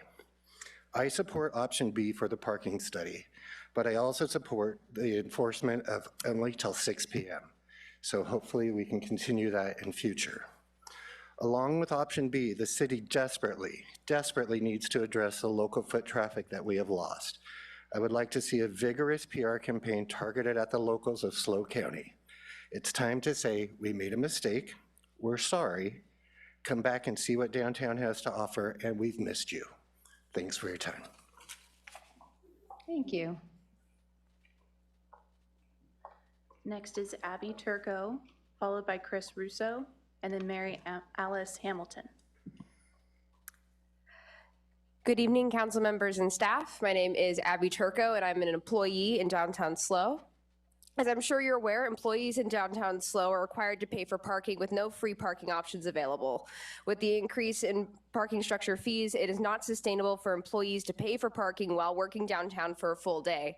For lower wage workers like myself, the $12 fee is almost an entire hour of pay, and unfortunately interferes with my ability to save for necessities.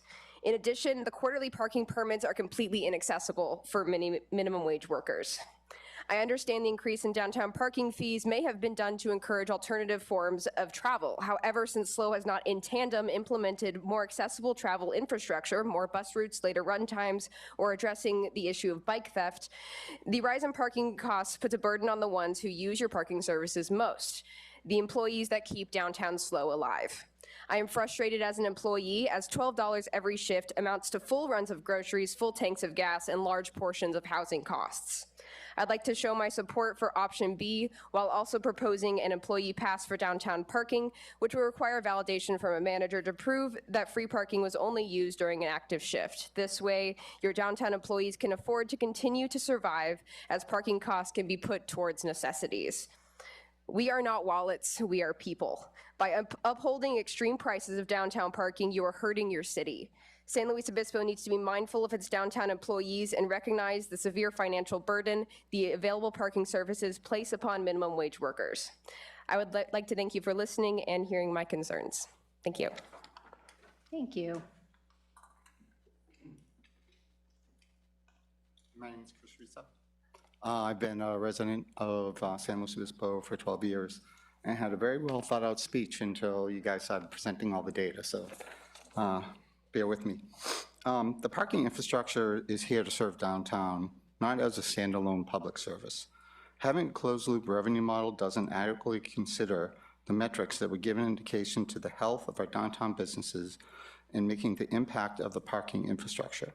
I would recommend that besides the financial solvency as represented by the enterprise fund, the City Council consider measuring sales tax revenues, vacancy rates, along with the parking occupancy to ensure that the financials are measured regarding the business viability and not just the enterprise fund. I was also shocked to hear about what the enterprise fund is spent on regarding the parking infrastructure. So I would suggest that the City Council be very judicious in terms of what they spend the enterprise fund on, like the gold dome that was mentioned previously probably should not be part of the enterprise fund. I would also like to see how the occupancy rates at the 2022 levels affect the financial models. We've been talking about the financial models, it seems like at the 2024 rates of occupancy. I think if you wind them back to 2022, it would be interesting to see how that would change, because my biggest concern is waiting to see if the occupancy increases, the rate reductions may not be enough to jumpstart the occupancy rates. And what you're gonna end up doing is, because resident perceptions don't change, this could end up with a spiral where lower occupancy results in higher rates that self-perpetuates. So you just have the spiral of, you'll be increasing the costs and the occupancy rates will be going down and you'll be in the spiral forever. So I just want you to consider that and be about to make the decision on. Thank you. Thank you. So we'll have Mary Alice next, and then we'll move on to our 3-minute speakers with Stephen Wick and Kathy Hemler. Good evening, Council. My name is Mary Alice Hamilton. My daughter Erica and I own Blackwater. I've been a business owner downtown for over 20 years. Tonight, my business and our daughter, we support option B. Tonight, I stand before you not only out of duty, but out of sheer desperation.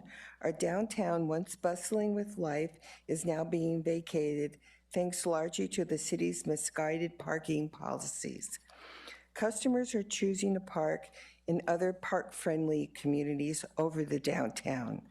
Clearly, it seems to be a lack of concern whether businesses like mine survive or vanish. We appear to be nothing more than temporary fixtures, expendable in the city's eyes, easily replaced by the ongoing churn of commerce. The cold indifference is leading us down a destructive path, where our beloved downtown risks of being stripped of its soul and its identity, replaced by faceless franchises that neither know nor care about our local heritage. We need immediate action, and we support the implementation of option B by the parking rate study and plus the additional changes requested by the parking task force. It is time that the city acknowledges publicly that its role and the decay in our downtown with the fiasco that they have created with the parking policy changes. This is your moment to decide whether you act now to save our downtown by voting on option B, or will you stand and watch it fade away? Thank you. Thank you.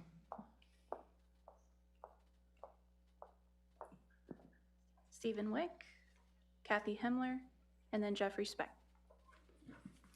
Good evening, Council. My name is Stephen Wick, and I speak on behalf of the downtown businesses in San Luis Obispo, the heartbeat of our community. It's evident that the current parking rates are crippling our businesses. The high costs deter customers, impacting our financial success and livelihoods. We need immediate action to reduce these rates and alleviate the burden on our businesses. Your Taj Mahal parking garage isn't worth losing any more beloved downtown businesses. We need to highlight the fact that you can't relate to our situation because you don't pay for parking and you don't own and operate a business in downtown SLO. We've been patient, hoping you will see and hear us and make a decision with compassion for us. However, it's apparent that you're Team City of SLO and we're Team Heartbeat of downtown SLO. As much as we wish we were all on the same team, it's unnerving to be a business owner whose sales are down, who's lost customers because of this, and whose livelihoods are continually threatened by city officials who should be representing us. If we continue to fare any worse, what do you think will happen? Option B is not good enough, but it's a compromise we can meet in the middle on to start rebuilding the damaged reputation of downtown SLO. I also agree that the enterprise fund needs to go. We must acknowledge the council's track record of ignoring opposing opinions and ideas. As eloquently as we all may present ourselves tonight, you may choose to ignore us as you already have a predetermined solution in place, and this is all just theater as well as a waste of our time and breath. Additionally, the numerous glitches in the parking system are losing the city a lot of money. If we all know about them and you apparently don't, then how do you think that makes us view you and your inability to properly manage the parking program or other aspects of your job? If the council fails to act decisively and with compassion on behalf of the downtown business owners, we'll have no choice but to pursue a recall petition, citing your failure to address critical issues, lack of transparency and accountability, neglect of public input, and ineffective leadership. We cannot stand idly by while our businesses suffer. It's time for change, and it starts with reducing the parking rates in our downtown. July is too far out. Reduce the rates now. Thank you for your attention, and I urge you to take appropriate action. Hopefully, we can count on you to do the right thing since you've already tried everything else. Thank you. Katie Himmler, Jeffrey Specht, and then Mark Schaefer. Good evening, members of City Council. My name is Katie Himmler. I am the owner of both Euphoria and Hemp Shack, and I have been working at the downtown space for 10 years. I would like to start by sharing that downtown business owners have had 2 jobs this past year. First, we've been keeping up our businesses, all of us creating amazing and unique downtown communities for locals and tourists alike. And secondly, we've been battling the recent high parking rates and issues that have scared away more than half of our customers. It's been a daunting task balancing both jobs and heartbreaking for us to lose so many customers. Building our businesses has taken us many years of day-to-day hard work to get where we are. Local, vibrant, functioning, growing businesses. And in just 10 months, the city has done extensive damage due to the irresponsible choices made. The parking fiasco created is a complete opposite of what we strive to do as downtown business owners. The city has been irresponsible by creating a downtown environment that is not inviting or easily accessible for any of us. In the $150,000 parking study, the top result shows that people say rates are too high, which says to me the rates need to be lowered to prevent more customers and closed businesses. It is clear that the choices the city have made do not benefit commerce and business downtown. I ask you now, how many countless emails, calls, and letters do you need to read? How many business owners need to suffer? How many more businesses need to close in order for you to make choices that change the current narrative and damage? Possibly, if you had taken some time to talk to more business owners about how all of our numbers have drastically declined for the worst since the day you raised the rates, maybe you would have changed sooner. Some of the many businesses that have closed might still be open today. It is a fact that our businesses are the very reason the city is making millions every year in parking downtown. So with that being said, can I ask, if we are not here, what is your plan? I beg you to hear our voices today because all of us would really hate to see an empty $44 million parking structure complementing even more empty retail spaces downtown. As a business owner has spent her decade of her life downtown recently talking to numerous locals, tourists, and fellow business owners on the matter, it is starting to look like that scenario is a possibility. To me, option B is the start in the right direction, but it's not enough. I ask, how else are you planning to undo the damage you have caused, and how are you going to help us get our customers back? What will it take for us to feel like you are with us and not against us? How do you plan to make San Luis Obispo the happiest place on earth again? Thank you for your time. Thank you.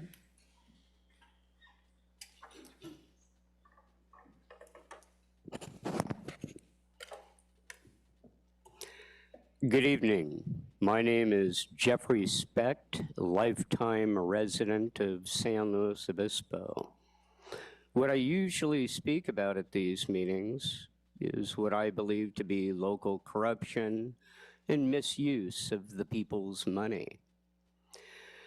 I'll tell you, there's an awful lot of money that is spent on this special survey, and the number one conclusion is there is no such thing as free parking.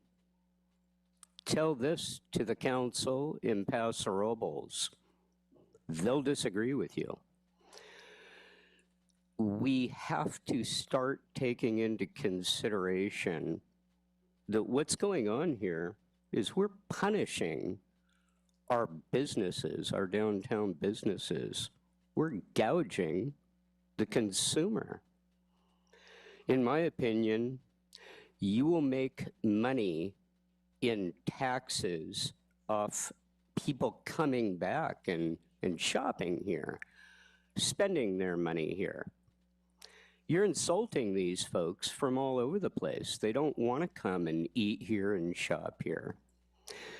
Even if they have the money, you're doing nothing but insulting them. They'd rather spend their money where they're welcome, where they're free parking. It's very simple for you to do, and it's healthy for our community.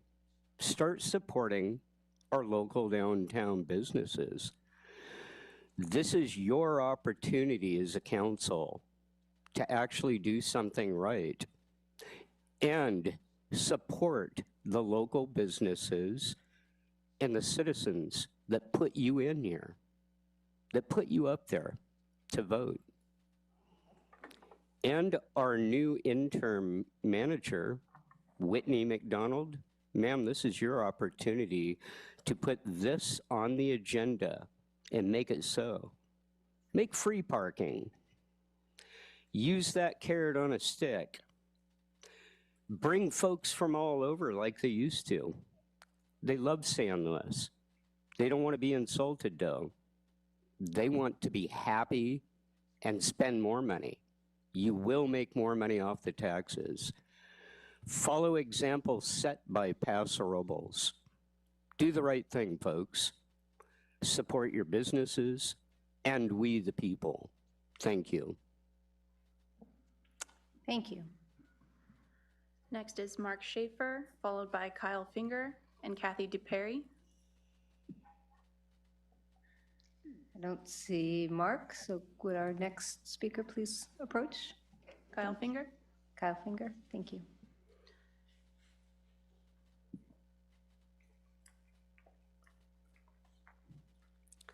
Good evening. I'm Kyle Finger. I'm a lifetime resident of San Luis Obispo. I support the paid parking program and option B on this agenda item. I also want to encourage the city, if we're going to talk about changing the the parking enterprise fund, we should also look at changing the transit enterprise fund as well. That might be an option. I'm encouraged by where we live, a small town with good weather. And so there are more options to get around besides just driving a car. Like for me, biking is my primary way to get around San Luis Obispo. And I biked to this meeting tonight after getting some dinner at Firestone. I urge the city to continue investing in biking, walking, and transit projects to further our goals of health and sustainability. Thank you. Thank you.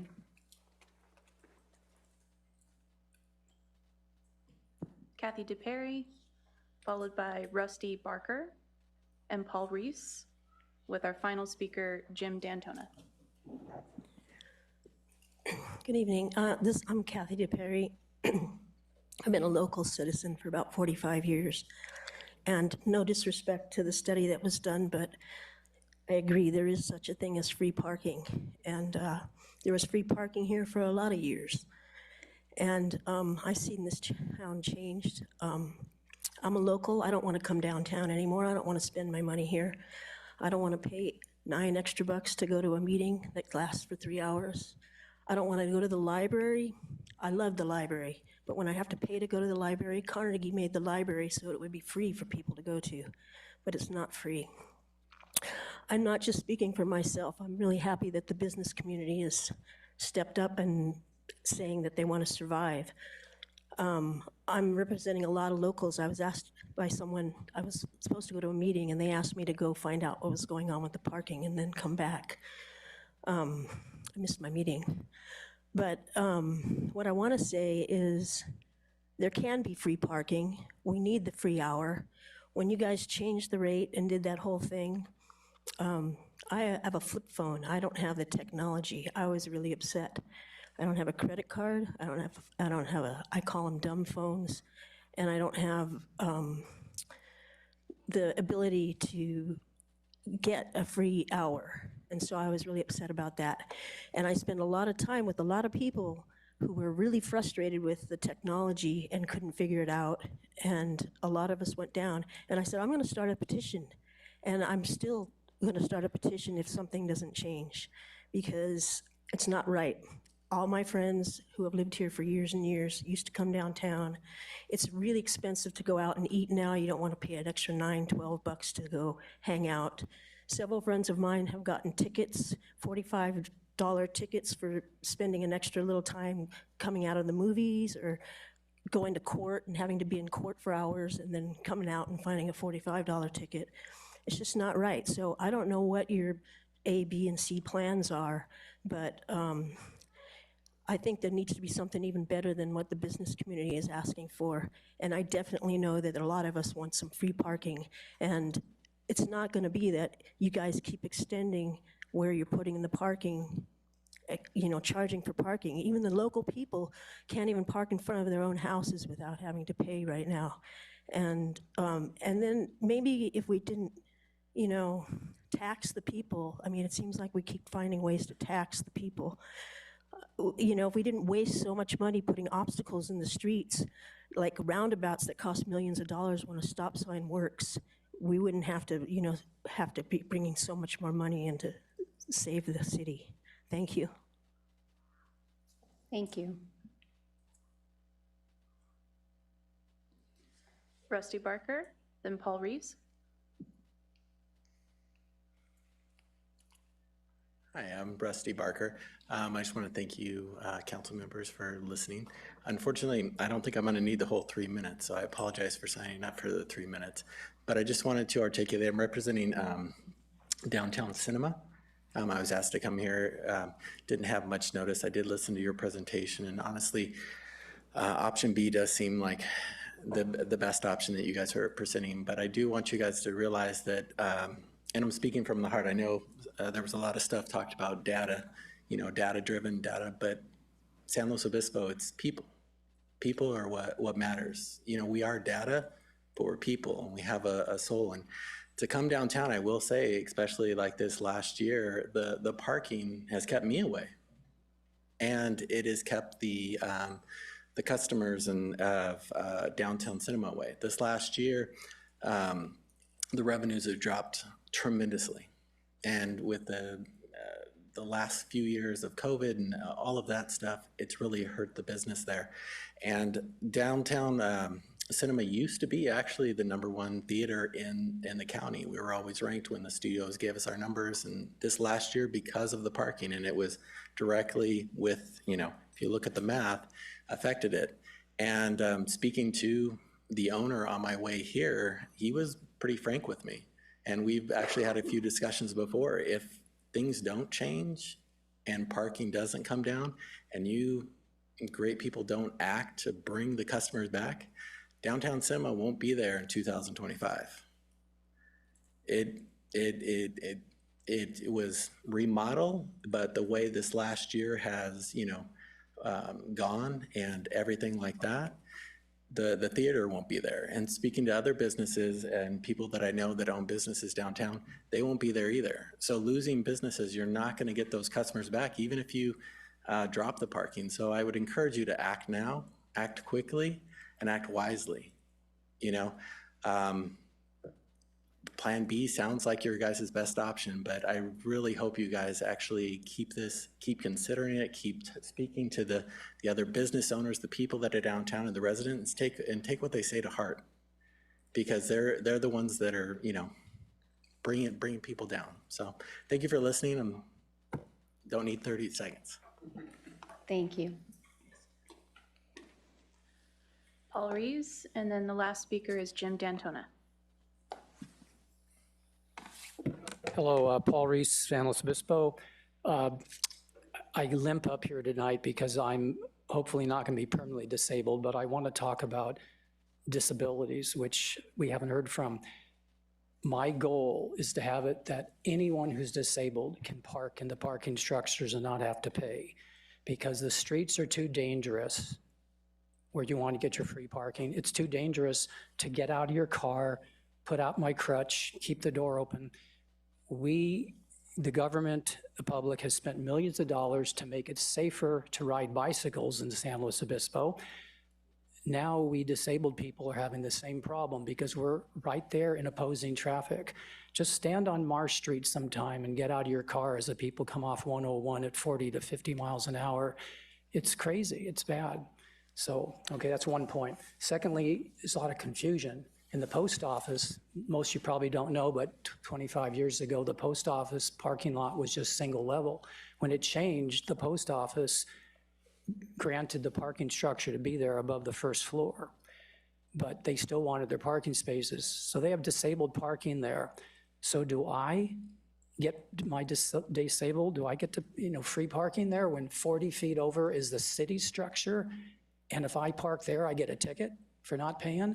So we need to clear that up. I'm told that it's technology that's preventing disabled people from being able to park in parking structures. Let's forget technology. Let's just use common sense that these people who give tickets see says disabled on the windshield or wherever, they don't give a ticket. Make it easy and start on that right away. Okay, now I'm also representing several people who can't be here tonight who work in restaurants downtown. These are, as you heard, they're low-paying jobs. It takes a lot of their net income to pay for parking. If they don't want to park downtown, work downtown anymore, the downtown employers are going to be short-staffed. Originally, many years ago, we started the meters downtown to save the downtown. Now the meters, the high rate, is going to kill the downtown. We can't do this. This is a challenge. I know all of you care about this and all the staff cares about this. This is the one biggest challenge I've ever seen, and I've been going to these meetings for 40 years. We have to change the funding source for parking structures. Okay, it's not going to happen tonight, but let's long-term change it, because since the enterprise started, the world has changed. We now have the internet. We had COVID. And speaking of COVID, I've had business owners tell me they're hurt worse now than they were when COVID hit them, that this is worse. This is permanent. We've lost the goodwill of downtown. I asked my friends if they'll come down here to dinner or something. They don't even want to come down anymore. It's got to change. All right, thank you. Thank you.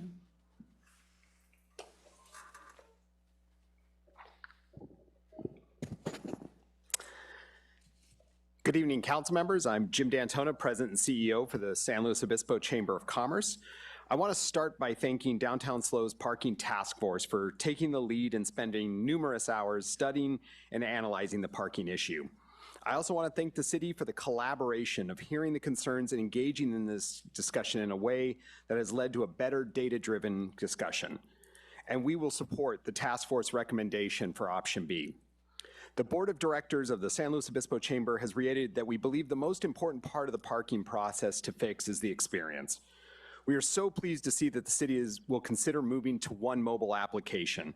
We understand that it seemed good to give customers a choice of whichever platform they were used to using, but it seems that only caused more confusion. If there's a way to get it down to one mobile application that would take away some of the confusion and possibly allow that application to make modifications, that would allow electronic validations or other program enhancements.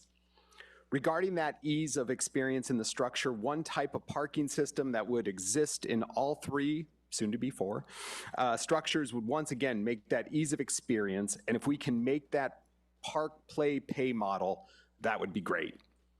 Going back to the validations, we were supportive of the recommendation to lower the cost of validations to $1. We believe this is a great way for businesses to incentivize and reward customers coming to their businesses. But to the previous statement, since it's only valid at 2 of the parking structures right now, it does make it a bit more difficult. So getting to one parking system across all structures would again support ease of experience. The Chamber also supports the move to a reduced monthly parking structure rate. At that price that is being proposed, if people came down for something close to 6 days per month, either as customers or employees, it makes financial sense to purchase the monthly parking structure pass. Making the parking structure process easy and accessible would free up on-street spaces for those who truly need it, those who have trouble walking or possess handicap placards, and or those who need to make quick trips to downtown businesses. Continuing the on-street parking experience, we really like the move from a 2-hour maximum to a 3-hour maximum. As we saw in the survey, most folks utilize the parking for about 3 hours and will allow the folks who come downtown the time they need to do the shopping and patronizing of businesses that we want them to do. One of the most important and toughest parts to broach is the parking experience, is an issue we all must work on, is how to communicate all of this to the citizenry. As part of an organization that tries to get information to everyone, we know that how hard it is to penetrate, but we must try to do that every day. I will conclude with a final statement that we would look on giving people grace on enforcement who have paid and been part of the process so that their worst experience isn't getting a ticket when they tried to do the right thing. Thank you. Thank you so much. All right, that concludes our public comment. I really appreciate all the participation. So we'll bring it back. I don't see any clarifications that are needed from staff on that, so I'll bring it back to my colleagues for deliberation. Well, what about a break? We did go a long time. Yeah, that's a good point. We're going to take a 5-minute break, quick break, and then we'll reconvene. All right, thank you for your patience. Thank you for the reminder. We'll go ahead and see if there's any clarifications and otherwise go on to deliberations. Somebody want to start? Councilmember Schwartzman. I think I did have just one clarification because it was described in the staff report, but not necessarily articulated as part of the presentation tonight, but about grace periods related to citations and how that would work. Is that something that you guys can articulate that is part of what we intend, or what is recommended that we do, is change some of the grace periods to give people more time in certain instances around parking? So just wanted to see if you could clarify that. Certainly. So just to clarify, and we did talk about this a little bit in the agenda report, what we're talking about when we talk about a grace period, because there's a period of time before, when someone parks, before they are able to start a parking session. They may be walking to the pay station or downloading the app. That period of time, we are not able to adopt a set period of time because the enforcement officer has no way of knowing when they walk up to that vehicle, and it really, unfortunately, is just sort of the luck of the draw on when they are in the route, but when they scan that vehicle, they have no way of knowing how long the vehicle's been there. So they do look around, check for nearby, if anyone's near any of the pay stations, and try and have that situational awareness, but there isn't a way to set that time period. For the grace period after a parking session expires, whether it's a time limit or a paid session, currently we've already doubled the time that we allow for that grace, and staff is recommending extending that time even farther, up to 15 minutes. So one thing to keep in consideration is we really are only talking about timed parking or the sessions at the pay stations and apps. There, again, is no way to know how long that a single space meter has expired. And so this is really why we want to make sure that we give the enforcement officers the discretion rather than having a set policy rule, because every situation is going to be a little bit different. And we want to make it equitable as well. So we don't want someone, just because they happen to park in a space where there's a pay station versus a single space, have that them be unfairly treated. And so we really, I want to really advise that this is something that we should be giving the discretion to our frontline enforcement staff. They are trained very well, and they are really working on improving the customer service and having that ambassador approach, as Julie mentioned. But it is in our council report that we can increase that grace period for those pay station spaces. And so I just want to emphasize with that, it sounds like, and from what I read, it's not the policy of the city to write the ticket first and ask questions later, so to speak. It's Correct. to try and ascertain what's going on in that particular situation, and if the person is making their best effort to comply with the rules, then we're giving them that leeway to do that. Definitely. And then one other thing that I didn't mention is that everyone has the opportunity to appeal in a citation. If you didn't catch that officer on the street and aren't able to have that conversation on the street before the citation is issued, they can appeal it. And then that is also the time that our supervisor would review those citations and potentially dismiss if as a courtesy if we can. Thank you. I'll start if that's okay.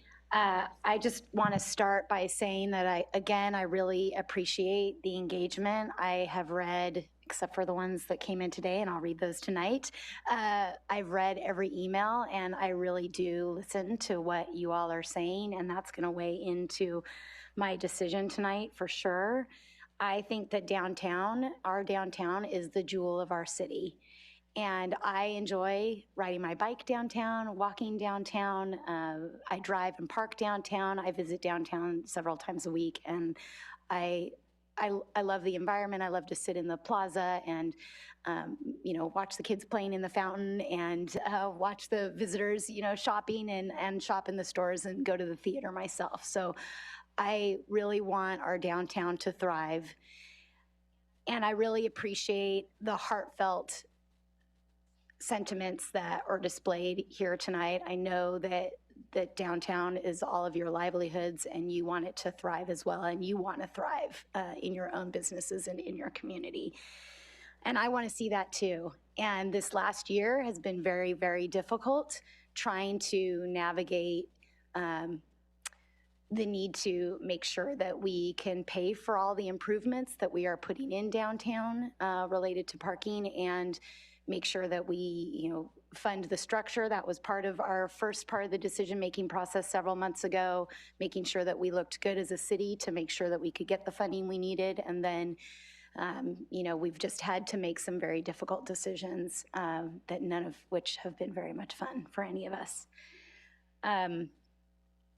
This is where I would have liked to have been back in November. I would have liked to have been able to say that we had this parking study, we had this extensive process, getting all of your feedback, having you all weigh in on what you wanted and desired, and 2,700 survey completion rate. That was just amazing, and I would have liked to have been at that point last November so that we wouldn't be doing it now. But here we are, and I'm glad we're here now, and I'm glad that this has happened the way that it's happened, and that you all have engaged in the very real way that you have.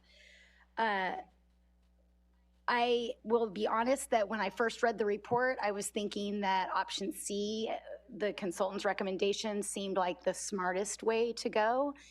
And then I realized what many of you said, the top priority of all the survey respondents was really low rates. And that was the most important thing to our community.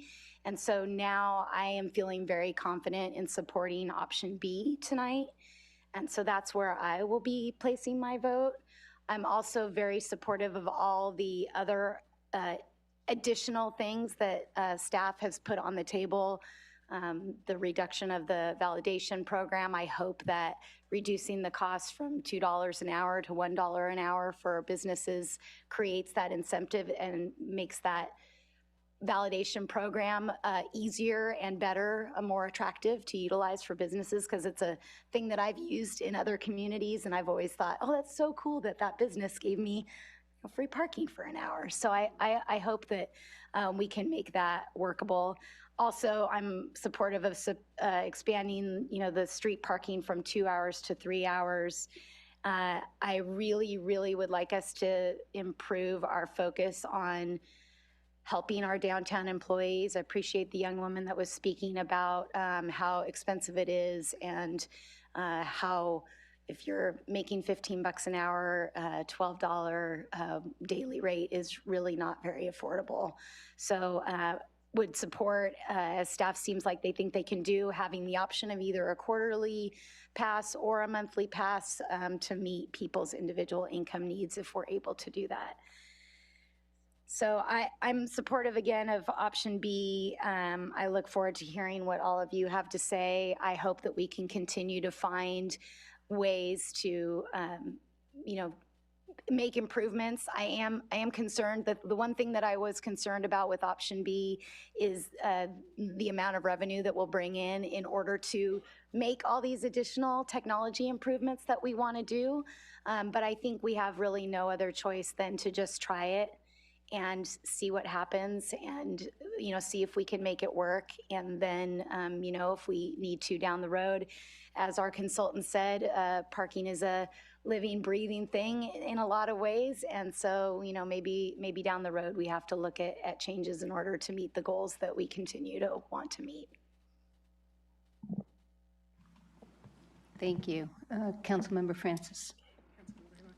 Okay, Councilmember Marks. Thank you. Well, I want to thank everyone for all of your hard work, and I really appreciate the degree of goodwill and understanding that I see as people struggle with the difficulties that the changes that have been made in the parking fund and the parking approach over the past year. And I'm glad to hear staff take responsibility for the disruption that has occurred. And I personally also want to take responsibility. I operated in the decisions to support what we did with the understanding that it was the very best we could do under the circumstances. But now I think we do have a chance for a new start. And I want to say that I want to lower the rates as much as possible and still be able to meet the city's bond obligations. And I agree about option B. Looks like the best way to go right now. I do want to say that I also would like to urge staff to reduce costs wherever possible in the parking structure that is being built. And I do support having the general fund to pay for the viewing deck rather than the parking structure. I think that was a good suggestion coming forward. And there's a whole bunch of other things that I agree with. I do definitely stand against any over-realization of revenue. By that, we just need to charge as much for parking as it takes to run the system, not more, but also not less. We need to be financially responsible. I think that's really important. Look at the city of Santa Barbara. They're bankrupt. Their parking fund is like totally bankrupt right now because they just started spending and not being responsible about making sure that it was solvent. So what I would like to do is to maybe not right now, but later, have staff put all these different recommendations rather than going through. I took careful notes and I have opinions about each of these different ones, but at some point, put all these different recommendations up there, the operational suggestions as well as the different options so that we can go through that in a systematic way. And the other thing I wanted to say is that the library keeps coming up, and I do think if there's a way that we can make a quick stop here on Palm Street, that would be something that would be very helpful, 15-minute library zone, something like that. And the last thing I want to say right now is that I really welcome the Downtown Association's offer and anyone else who cares to continue to work with city staff for the rollout and the messaging. so that we are doing as much as we can on a grassroots level, not just with city residents, but throughout the whole county, so that people know that they really are welcome. We want you back. So, thank you. And Councilmember Marks, based on your comment, staff pulled up the slide that seems to have the operational, both the cost summaries and the operational. So when you get a chance to just look it over, I think that includes everything that we've been talking about. So Yeah. Well, I was thinking we could all kind of do it together or separately. Okay. How do you want to do it? Well, I think that I've heard from Councilmember Shoresman that she's in agreement with B as outlined by staff with all the other ones. So if you have any changes, let us know and we'll go that way. No, I definitely am in favor of option B, and the extending to the 3 hours instead of 2. Right. Actually, it's everything that's up there I approve of. Right, that's what I thought. Option B, and then the operational things that are not part of Perfect. option B. Okay. Good, thank you for getting that up there. All right. Councilmember Francis. Yeah, thank you to my fellow council members for their comments so far. A lot of what they've said, I also second, so I'll try not to be too redundant here, but I do think it's really important, somebody in the audience said earlier to say, we're sorry, and we hear the pain and the frustration, and I think it's important for us to acknowledge that, and also to say that, we're ready to make some changes here tonight, and obviously, we can't fix everything all at once, but we're gonna do as much as we can here with these decisions, and very grateful to everybody who's worked so hard, from the community members, the business owners, alongside our city staff, and very much in favor of that relationship continuing as we roll out some heavy-duty messaging, and then also evaluate other programs that make sense. Our one-time promotions as we move to a single app, which I'm in favor of. Being able to, occasionally do it's a rainy afternoon, come on down for some discounted or free parking, whatever that looks like once we have a better idea of the shape of this program. I also understand that there are limitations to our rollout. There are things that are just going to take a little bit of time, but wherever we can expedite that process, I think it's really important to make these changes as quickly as possible. While also balancing that we need to do it right. And I know that's a really difficult balance, but I think we're hearing from a lot of folks, the sooner the better, and I just want to be responsive to that. Very much in favor of the validation expansion. I know that's been a frustrating program for folks, and I think by getting into that self-service model, by finding ways to, we've already agreed to cut the cost here, but also finding ways to just make it easier for businesses to use that. I think it would be really great, and I especially want to see us doing that for trips down to City Hall. I know library is a county building, but if we can partner with them to get them utilizing validation, really just making coming downtown an easier and more pleasant experience would be really great. I am in favor of all of the recommended changes, and I don't think I said it yet, but I am in favor of option B. That seems to be the overwhelming choice from the downtown folks and from our community members. And I also am in favor of making sure that this is a living document that we're reevaluating as time goes by to see what the best fit for our downtown is. And I believe that hit all of my bullets, so thank you. All right, thank you so much. Thank you to my colleagues for your eloquent remarks, and again to our staff team, to Downtown SLO, and to all the public and our businesses. I know I did get a chance to speak with the mayor before the meeting, and she was really sorry that she couldn't be here, and sends her support to the businesses, and although she wasn't here to deliberate, but was generally in alignment with the approach, and also wanted in particular to add her concern about the access to the library and the city functions, but also county, and just the importance of being able to have staff connect with our public agency partners to make sure that they all have equitable ways for people to access those services in a affordable kind of way. I'm also in support of option B and all those recommendations. I agree with the overall approach about the cost of the viewing deck.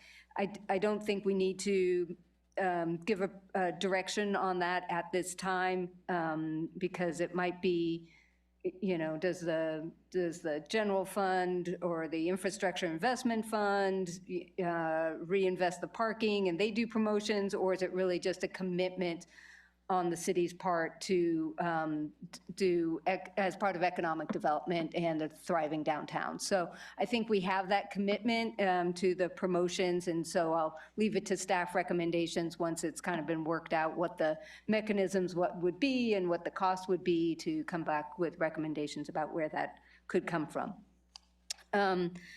I know that it's going to be challenging to talk to people about giving up that first hour free. And in the staff report, there was some pretty compelling reasons other than just balancing the books on that. And from that staff report and our consultant about parking industry best practices show that offering free parking can be a detriment to downtown businesses. When free parking is offered for a limited time, like the first hour free, this could encourage parkers to make quicker trips and to leave before the free time period expires. And of course, those rates, the loss of revenue would have to be higher elsewhere to offset that lost revenue.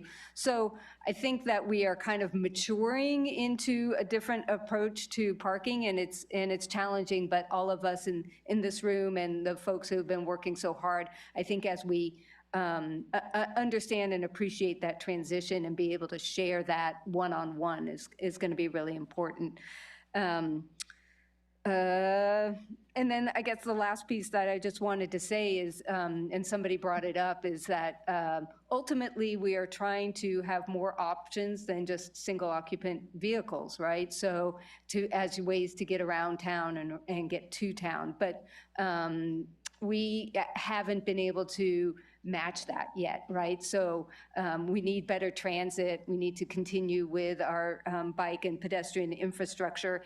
And I think as that progresses, I mean, if you had super frequent buses downtown, and then it becomes easier to get downtown by other means than the cars, then you can maybe start to think about different choices and costs, et cetera. So, you know, I think we are committed to doing that, and I feel a real sense of urgency to do that work as well.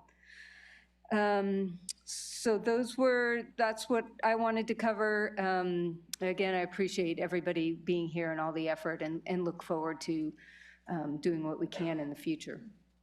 Councilmember Shorsman. Yeah, I had one more thing that I forgot to add, because I went first. And sort of along the lines of, you know, multimodal transportation and how these parking rates fit in with our overall goals for climate action and mode shift and bringing as many people downtown as we can. Just want to make sure that, you know, last week, I think it was, we approved an RFP for a bike share.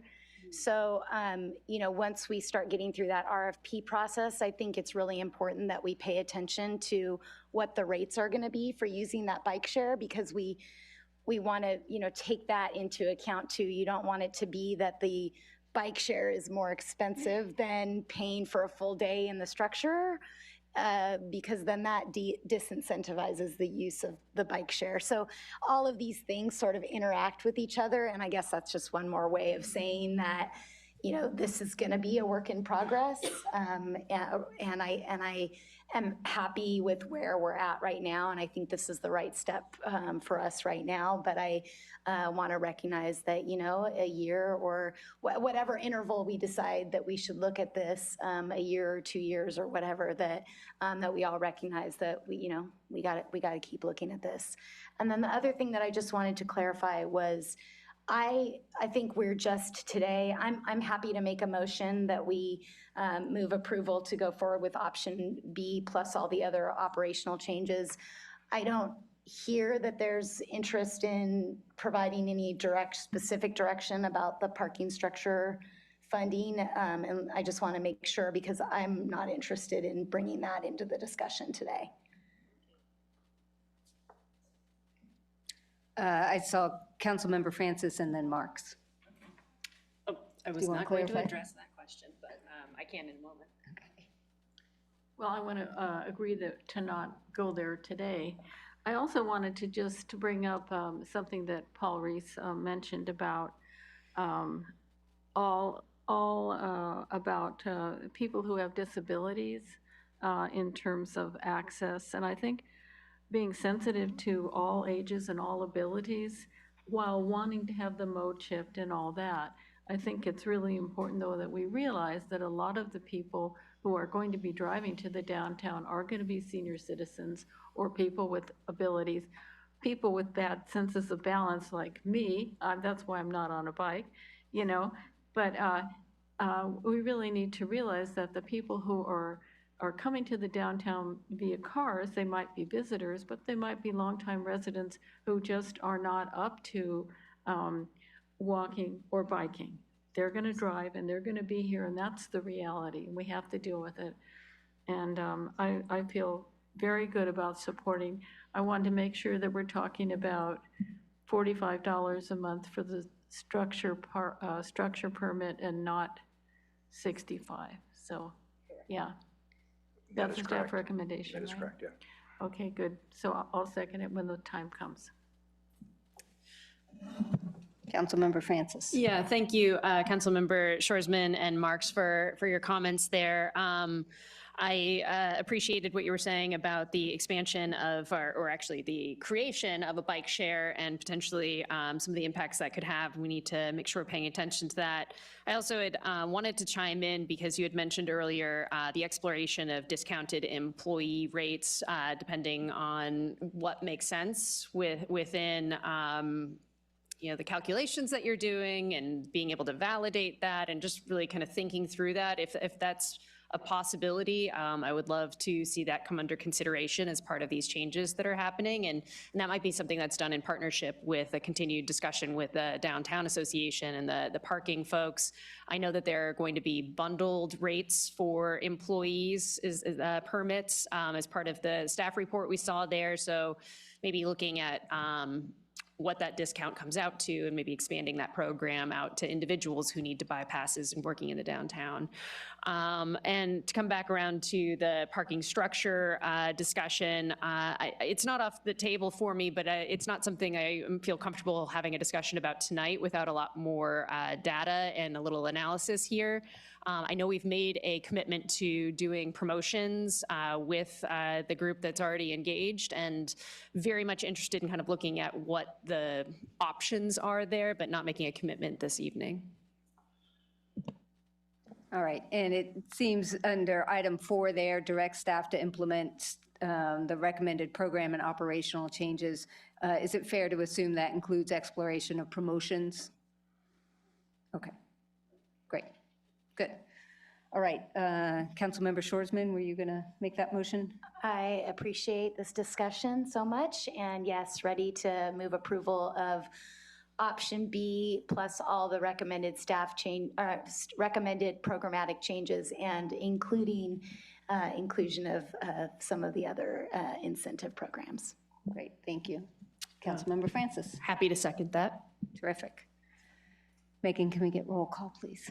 And I just wanted to clarify, Councilmember Marks did second when she gave her comment, so I've got that recorded. Oh, thank you. Well, I was going to second, but Councilmember Francis beat me to it, so that's okay. You can have it. No, that's okay. Oh, all right, okay, I'll take it. Okay, So- Marks. Marks is the second. So All right, Shorsman and thank Marks, okay. Councilmember Shorsman. Yes. Councilmember Marks. Yes. Councilmember Francis. Yes. Vice Mayor Peace. Yes. And that motion passes. Thank you, everyone. Great meeting, great participation.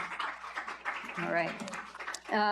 And with that, we're not doing liaison reports. This meeting is adjourned until our next meeting, May 21st. Closed session at 4 o'clock and regular meeting at 5:30 here at City Hall.